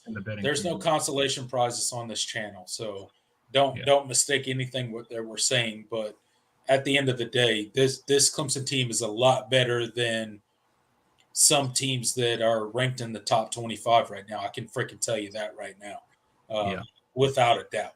Absolutely. And we will be ranked in the top 25 come season's end. I think so. I think so too. Maybe after this week. Who knows? I doubt it. Clemson's only getting like 5 votes in the receiving votes category. I don't know if a Wake Forest win would be. Well, we'll see where we are when the. I think if you beat Miami, especially if they're undefeated, if they're still undefeated when that game comes around, I hope they are. I hope they are. I think that would change a lot of. I hope Miami fans are riding high into that game. I cannot wait. Yeah, that's going to be a fun one. But yeah, let's go ahead and give our picks. I like Clemson in the points. I think this is a good matchup for Clemson. Wake Forest, just historically coming to Death Valley, they have not played particularly well. I don't think this team is going to be much different, and they still have a lot of issues that they are ironing out offensively. I think you have an opportunity defensively to really get after it. I don't expect Wake to score a whole lot. I think offensively, I think you have a chance to work on some things. I would like to see you establish the run a little bit better, and also take advantage of some opportunities downfield. I mean, I think the goal of this offense is to be balanced, run first but balanced, and I think that's when Clemson is at its best. So doing that, I think you'll have some opportunities to do so. So I like Clemson in the points a lot, and I think the home crowd will be good. It's a 3:30 kick, so I think the atmosphere will be a little bit more lively than a noon kickoff. Even though the nooner against Florida State was awesome, that just shows how great this fan base is. And look, I like Clemson a lot. I'll tell you, I'll take Clemson in the points. This fan base is locked in. I think this fan base has hope after last game, and I'll tell you why. Because going into the Syracuse game, a lot was talked about how Clemson's season was over, and they would fold, and certain players that had NFL aspirations would kind of check out, and blase, so on and so forth. Right? This Clemson team is not checked out. They are locked in. They are ready to play for whatever is left this season.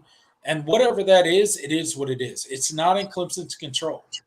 And that's kind of the beauty of this season for Clemson is their destiny is not in their control. All they can do is go out and win games. And it's going to be a bloodbath for Wake Forest, I think, in Death Valley, South Carolina this year. It's a 3:30 kickoff. It's homecoming. I think the crowd is going to be absolutely outside of their mind. It's not a night game, but I'm going to tell you right now, this fan base and this crowd is going to be absolutely insane. I think that they're going to get it done. I'll take the 21 points in Death Valley against Wake Forest because honestly, at the end of the day, I don't think they're a very good team. They beat a couple bad teams. They've lost to Georgia Tech. I don't think they're a good team. So, yeah, I'm kind of there too. So, score prediction time. I mean, I like Clemson a lot to cover here. I'm gonna go 38-14, Clemson. That's 38-14. Yeah, that's kind of where I'm feeling. To cover the spread, I think the offense has a good day. Wake Forest, I don't think this is a great matchup for them, and being at Clemson being at home, I think that's a massive boost. I like 38-14, and Clemson gets a nice win heading into the bye week and some nice momentum. All right, you're going 38-14. I'm going 45-10. Going 45-10 Clemson. I think it's a big win for Clemson. I think Clemson is at a point. I think the anger I think the anger carries over from last week. I think this Clemson team is ready to prove who they are to the college football world and to the college football community. I don't think they're ready to roll over and quit. I think they're going to roll this Saturday against the Demon Deacons. It's homecoming. It's going to be a big atmosphere. I think a lot of players play. So I'm going 45-10. Hopefully, the Clemson Tigers offense is rolling. I think they will. I think the defense will absolutely be stifling for the Demon Deacons. I don't think that changes when the second team comes in, which I expect them to come in, probably the end of the third quarter into the fourth quarter. We've seen that defense come in late this season, and they tend to play outside of their mind even when the second team comes in. They tend to try to be as stifling as the first team defense. So I'm going 45-10. I think the Tigers get it done. And I think we roll into the bye week with a little bit of momentum. Hopefully in the bye week we get Antonio Williams back. Hopefully we get all of our injured players back in the bye week. Nate Wiggins, Antonio Williams, to kind of highlight those guys that are out right now. And then we roll into Miami. That's going to be a tough game, but at the end of the day, we got to focus on Wake Forest and get out of there with a big win, and then kind of prepare in the bye week for the Miami Hurricanes, which are much better this season than I anticipated in the offseason. Absolutely. All right. I think that covered everything we had for the show. Let's go ahead and hang out with the comment section. Let's go. What's up, comment section? What y'all got going on? You guys can get your questions, concerns about anything Clemson related. It doesn't have to be on the field. I saw some of you guys talking about recruiting a little bit earlier. Hey, before we get into the comment section, we got 32 people in the live chat right now. Thank you so much for being in here with us. We really do appreciate it. If you guys could go ahead and hit that like button for us. If you are not subscribed, hit that subscribe button for us. Support the channel. If you want to hit the super chat feature, we really appreciate it. If not, just hit that like button, hit that subscribe button. It really helps us out, and we really do appreciate it. We work really hard here to bring you guys the best content that we can about Clemson football. And we appreciate you guys' support here, hanging out with us. Absolutely. All right, let's see what you guys are talking about. See a lot of you guys talking about Phil Dracovic. Yeah, I saw that he just got benched. 2 ACC quarterbacks have gotten benched this week. Two transfer ACC quarterbacks. Phil Dracovic at Pitt is no longer the starter, and Brendan Armstrong at NC State got benched as well. So. Oh, really? Dang. Yeah. Man. The NC State one, of course, is more pertinent because they're on your schedule. Tough break for the ACC. Yeah. So that'll be interesting. MJ Morris will be the starter for NC State.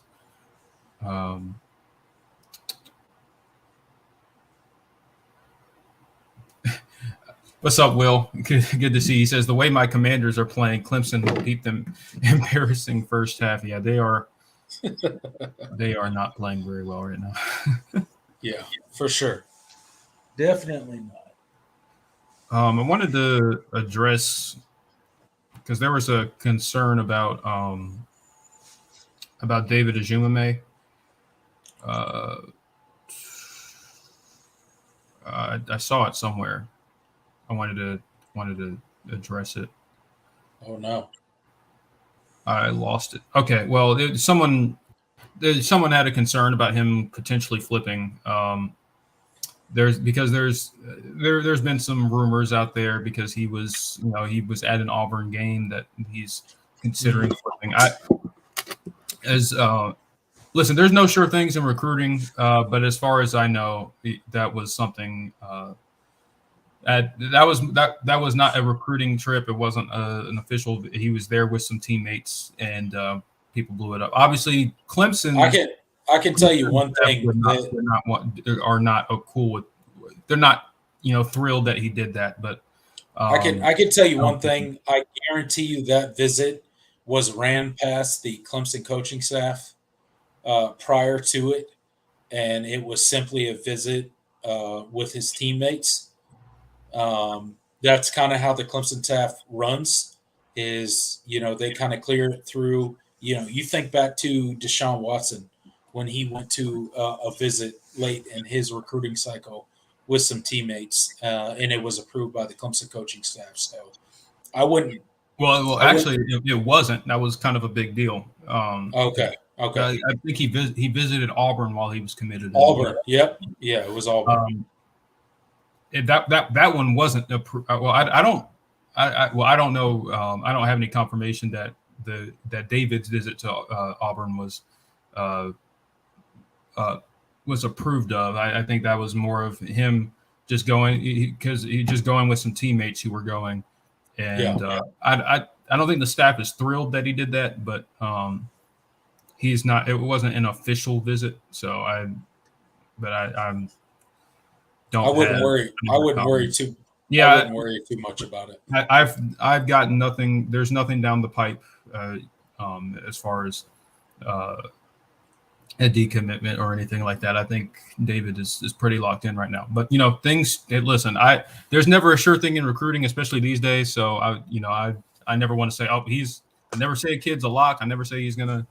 I never guarantee that a kid is going to stay in the class. But I think David. I feel like David is one of the guys I'm least worried about in this class. I think. Yeah, I mean, until the letter of intent is signed, you never know. It is what it is. But at the end of the day, I don't think there's too much to read into that. Yeah, no, I think we're all good there.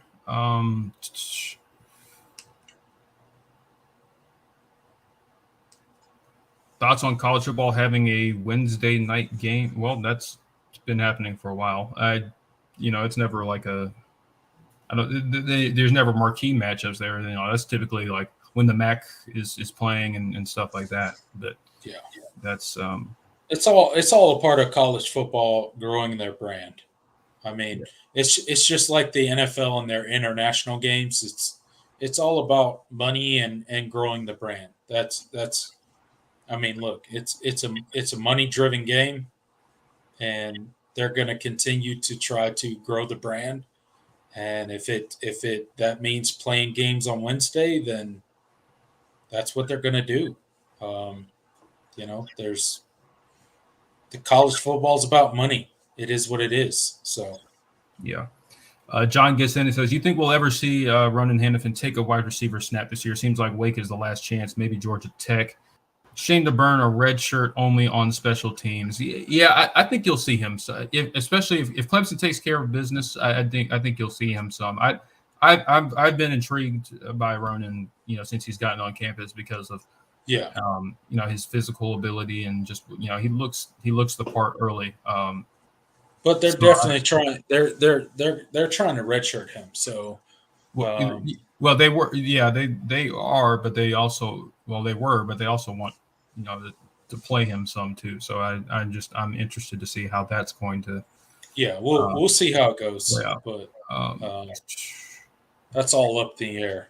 I think based off of Antonio Williams and his ability to come back. So um, Michael gets in and says, saw 4-star CJ Jackson decommitted from Georgia Tech. Any interest from the staff? Yeah, the staff has, they were in on his recruitment early. I would not. I don't know if I don't expect them to circle back around on that because Clemson already has 2 edges committed. mhm. So I would not expect like a pursuit of him, but I don't know. Maybe, these types of things are fluid, and maybe the staff decides he's a guy they oversign for. I don't know because the plan was always to take 2 defensive ends, and you have that now with Adam Kasai and Darian Mayo. There you go.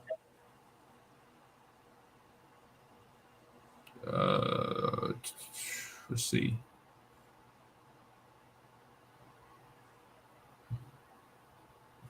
Jermaine Ellis gets in. He says, "What changes should Clemson make in the offseason?" Good show, my friend. Thank you, Jermaine. Appreciate it, man. We appreciate that. Thank you for the support, man.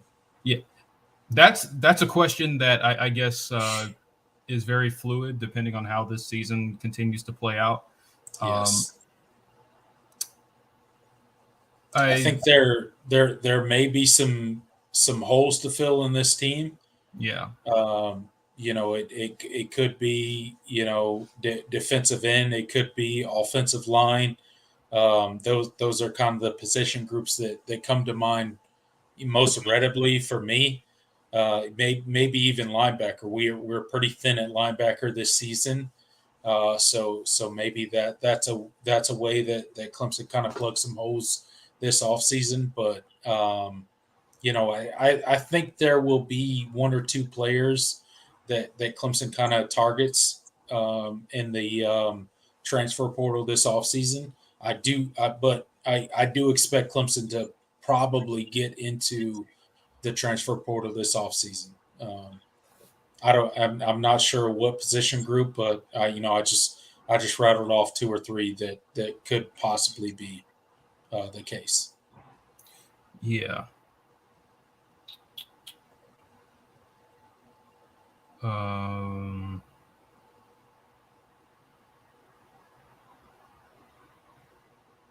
Let's see.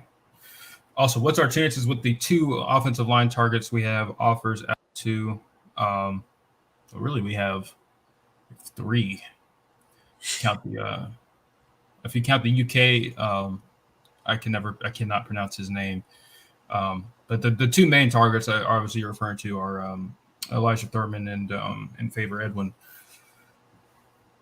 I think it's still shaping. It's still sorting itself out. I think Clemson is in it for both of them. I would not call them the leader for either one of them right now. But visits are still happening, and I think that's still a very fluid situation because those recruitments have not moved very fast, and especially in Favor Edwin's case because he's still gaining a lot of. He's still been garnering a lot of offers. And that kind of thing is still fluid.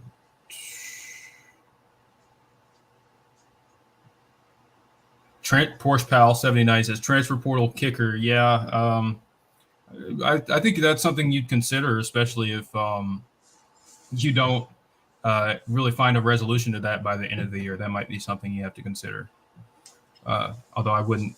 Something tells me they wouldn't. Let's see what else. Daywood says the defensive end 6'7" from Maryland is exceptional. Yeah, Darian Mayo. Yeah, he's a dude. He's a dude, and he's kind of been the size movement that Clemson has been actively working on at defensive end. Getting they're trying to get bigger there. Yep. And he is that is a grown man. Yeah, I'm excited. You can John Saring gets in and says you can bank on the portal being Dabo's next adjustment, just like firing a friendly hire was. The only question is how many he'll offer. I doubt it'll be many, maybe 2 or 3. Yeah, I don't. I think Clemson has to use the portal. This offseason. I don't. Yeah. I think you very well could lose 10 of your 11 starters. If you or really 11, it depends on whether you count Wade Wood as a starter or not. Right. So I just, I think you have to. XT is going to be gone. Kyler Davis, Ruka Roro, Will Putnam. That's Justin Maskell. Well, I'm just talking about on defense. Justin Maskell. I don't expect. I think you're losing all your safeties. I think Jalen Phillips, Sheridan Jones, Sheridan Jones, R.J. Mickens, Andrew Makuba. I expect him. He's only a junior, but I think he's gone. This defense is going to look way different next year. Jeremiah Trotter's gone, likely gone. Well, honestly, I'm kind of interested because Jeremiah Trotter hasn't had the best start to the year. I don't think his stock is fallen enough that he won't declare. But I'd be surprised. I'd be surprised at the end of the year if he doesn't go. Yeah, and I think Barrett Carter's gone as well. So honestly, I think he turns it around the second half of the season. So I'd be surprised if he doesn't go. Yeah. But I do think you need to use it in spots. And you're seeing, I think it's good that you're getting a lot of the young guys reps. Hope to see, especially as we get later in the year, we see more Jamal Anderson, D. Creighton.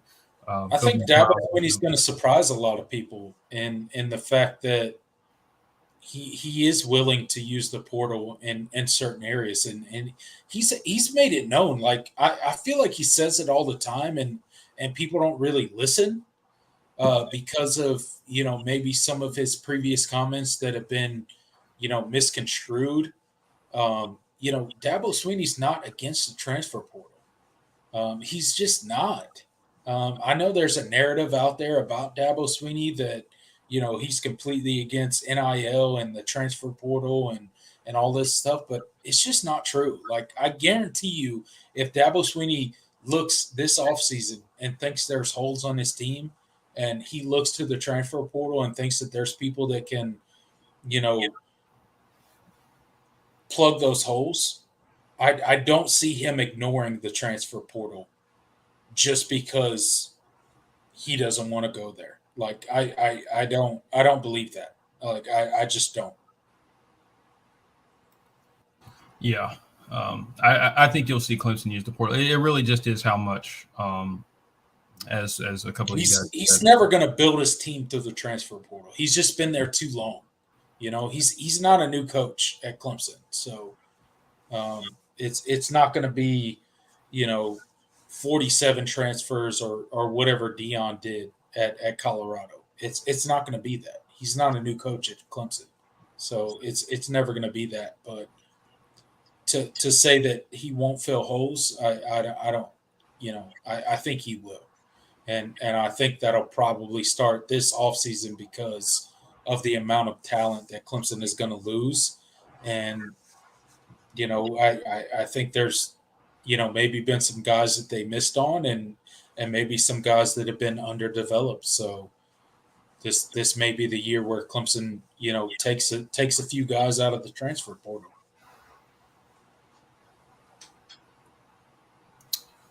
All right.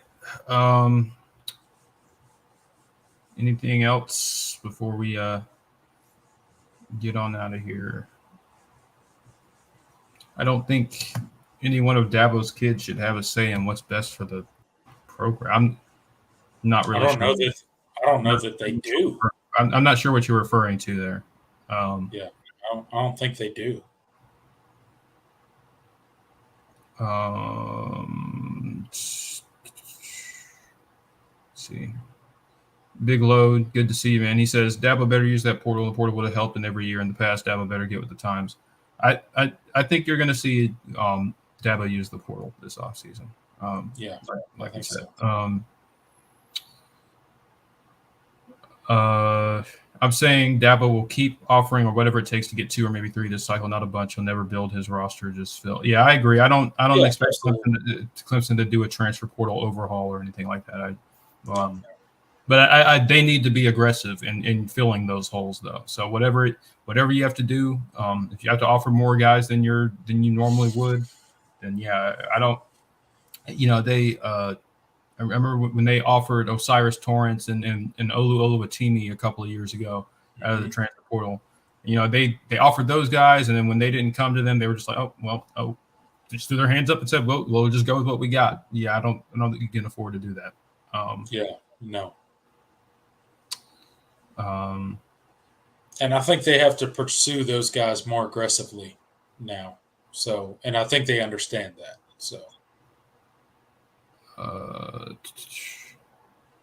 Linebacker experience next year. Oh, yeah, I didn't mean to click. I'm sorry. Linebackers experience next year. You're not going to have much.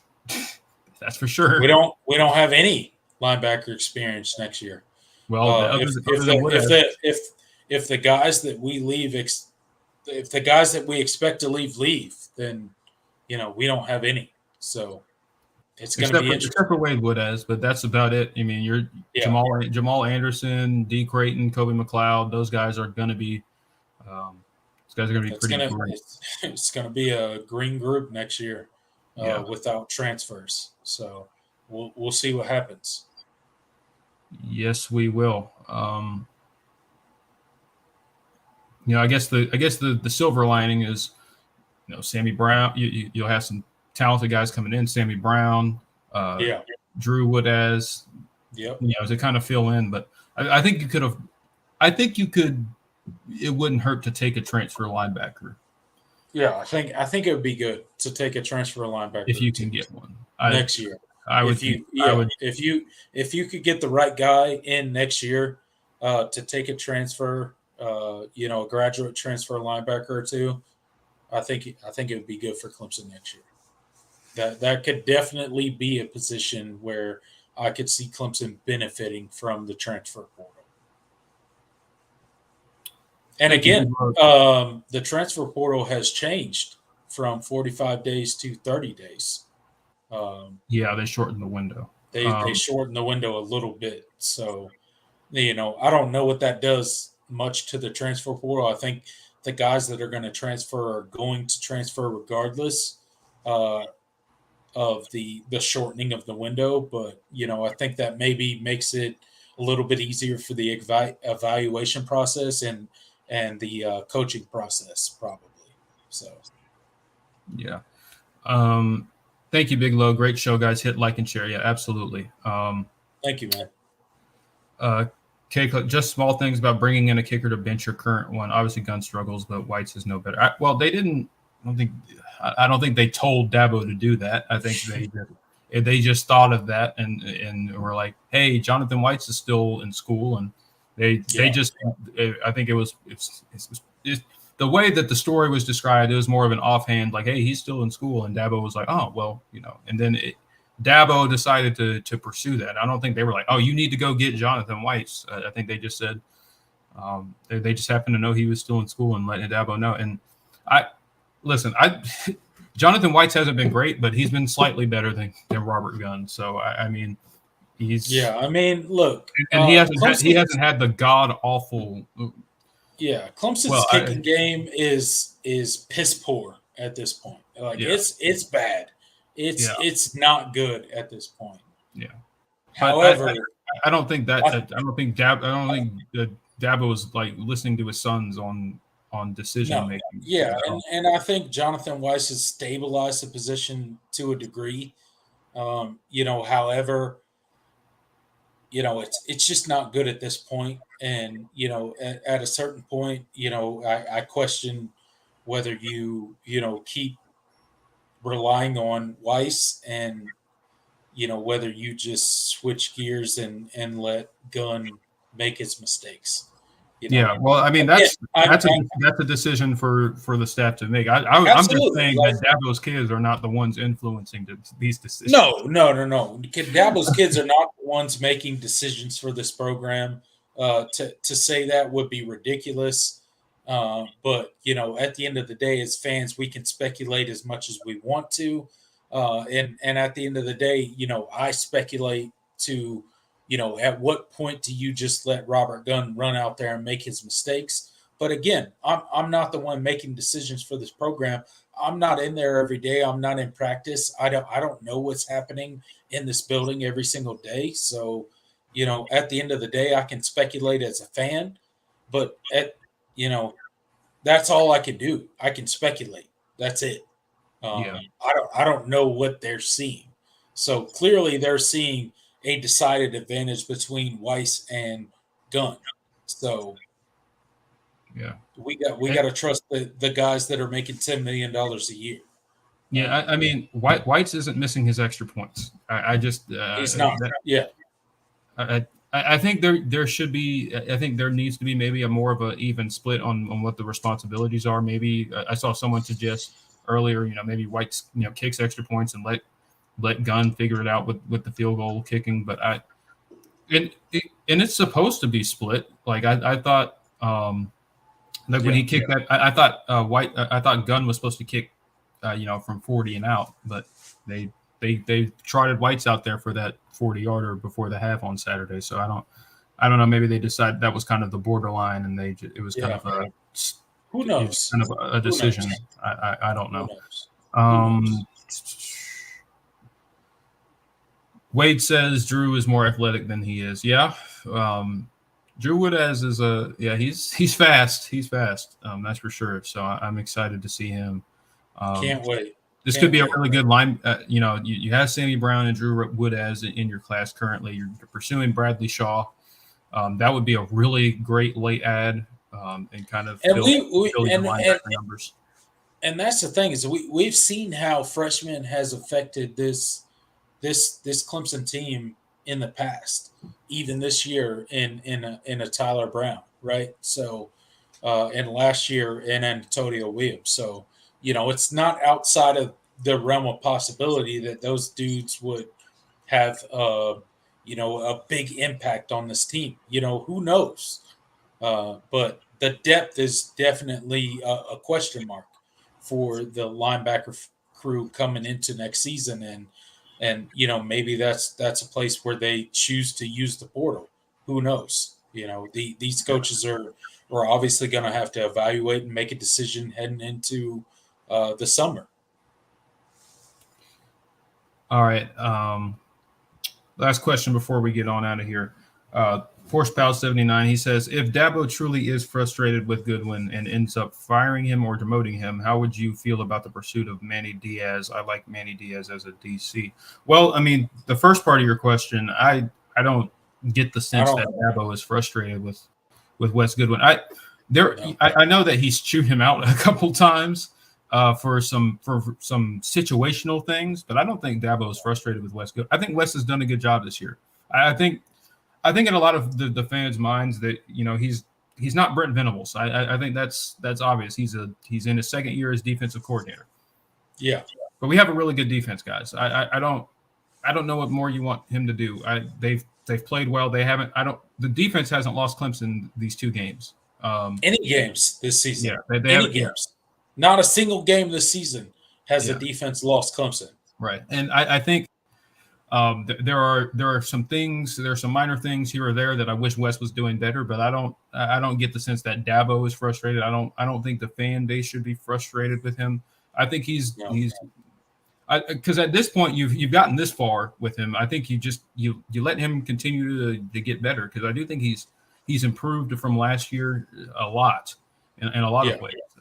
It's still situational stuff here and there, but from a game plan perspective, I think he's done a good job, and I think from adjusting and all that, I think that was the biggest problem with him last year, was being late to adjust and stuff like that. I think this year you're seeing that improvement. But let's say the defense has a major collapse and Wes does get fired. I would like Manny Diaz as a defensive coordinator. Now, I doubt Dabo would go get him, but I do like Manny Diaz as a defensive coordinator, and I think identity-wise, he would match kind of what you've been doing on defense, being aggressive. I'll tell you what. Tell me, for the Clemson fan out there or anyone out there, tell me who's Brent Venables. Like, who's going to fill Brent Venables' shoes? I don't know who that person is. Yeah, I think Wes Goodwin has done as good a job as you could expect from a person as good as Brent Venables leaving Clemson. I think he's done as good a job as you can expect. You look at what Brent Venables did at Clemson, and then look at what Wes Goodwin has done at Clemson. I think he is filled in as good as any person filling in after a dynamic, great coordinator as Brent Venables was at Clemson. Brent Venables was the best defensive coordinator that Clemson's ever had in program history. And, no doubt. And I think Wes Goodwin has done an adequate job filling in for him since. So, yeah, has it been perfect? No.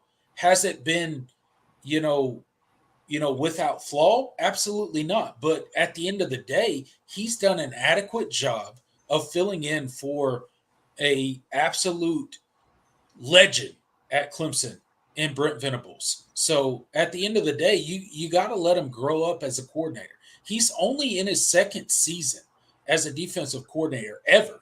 Like, he's never done this job before. So I think he's done an adequate job. You got to let him grow up in the position. I think he's done so much better in year 2 than he did year 1. So let's wait and see. Let's see what he's got. Because at the end of the day, you're not getting another Brent Venables walking through the door. You're just not. Brent Venables is not coming back to Clemson. As much as Clemson fans want to see that happen, it's not going to happen. He's not coming back to Clemson. So at the end of the day, you're rolling with Wes Goodwin, and I think he's done an adequate job. This defense has performed adequately. They performed good enough for Clemson to win the first 5 games of their season this year. The offense hasn't hold up their end of the bargain.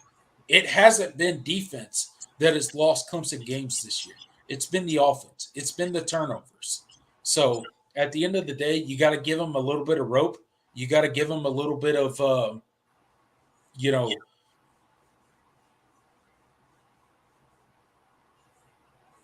just room to grow. room to grow. Yeah, you All just got to give him room to grow. Like he's a new defensive coordinator, and he's done great. Judging by his predecessor. So, at the end of the day, I think Wes Goodwin is going to develop into a really, really good defensive coordinator. Do I think he's ever going to be Brent Venables? No, he's not going to be Brent Venables. But at the end of the day, that's okay. No one will be. The offense has to hold up their end of the bargain. And to this point in time this season, they have not. Now, in the past 2 games, they have. We lost a heartbreaking loss against Florida State, and you just kind of swallow that.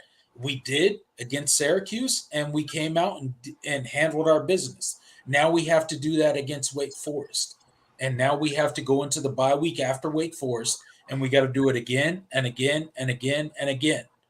All we can do is take care of business at this point, and then hope for the best in the ACC, and maybe we backdoor our way into an ACC championship game, and we get a rematch against Florida State. That's all we can hope for as Clemson fans at this point. We got to take care of business, which I think we will, and then the rest of it will take care of itself. If we get into the ACC championship game, great. If we don't, hey, it is what it is. We made our bed. We'll lie in it, and we'll drive on until next season. We don't lose a lot this season. We'll lose a ton on defense. On offense, I think we'll return pretty much everything outside of Will Putnam. I think he's the only graduate guy that's going to graduate and exhaust his ability to play in college this season. Outside of that, the offense should be back next season. The defense is a question mark. Who's going to leave? Who's going to stay? We'll see. But at the end of the day, Wes Goodwin's not the problem for this Clemson Tigers team. He's just not. He's not the problem. Brent Venables fell off his last season at Clemson. No, he did not. His last. No, he did not. If you're talking about 2021 was his last season, I believe Clemson only allowed 14 points a game that year. No, he did not. Yeah, no, that defense, Brent, that defense basically carried Clemson to 10 wins that season. So I don't know if you're thinking that Brent Venables left last year and that's what you're talking about, because 2021 that defense was a championship. Maybe the last game that you watched was the second half of the national championship against LSU. But outside of that, no. Brent Venables did not. Maybe the Sugar Bowl against Ohio State. I don't know what he's maybe the Sugar Bowl against Ohio State. I don't know what you watched, but no, he did not. That is false. Brent Venables never fell off as a defensive coordinator at Clemson. His last year was his last year. You could make the argument was his best, considering the offense that he was having to bail out the whole year. The fact that we won as many games his last year as we did was because of that defense. Yeah. So no, Brent Venables. And Porsche Pal mentioned the 30-0 shutout. Yeah, that was absolutely a lot of fun. Yeah, absolutely. All right, guys. Man, we really ran up the runtime on this one. 2 hours and 20 minutes. But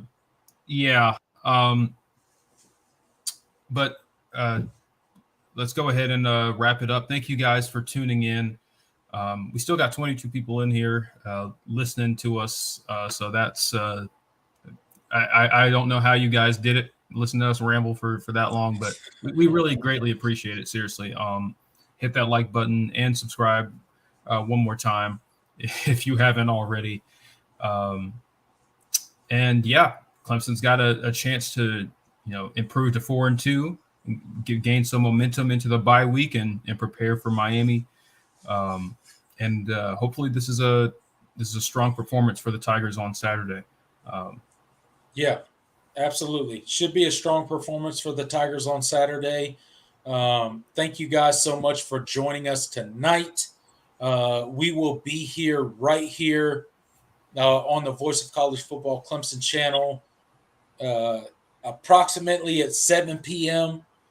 Saturday night. The game kicks off at 3:30, so 3.5 hours later approximately, we will be live for a post-game reaction Both myself and Jordan Bowman will be right here. Depending on how long the game is, tune in to the Voice of College Football Clemson channel. We will give you our raw reactions to the game. But until then, I'm Tiger Paul Craven. He is Jordan Bowman. We will see you on Saturday, immediately following the Clemson game. Go Tigers. Later, y'all.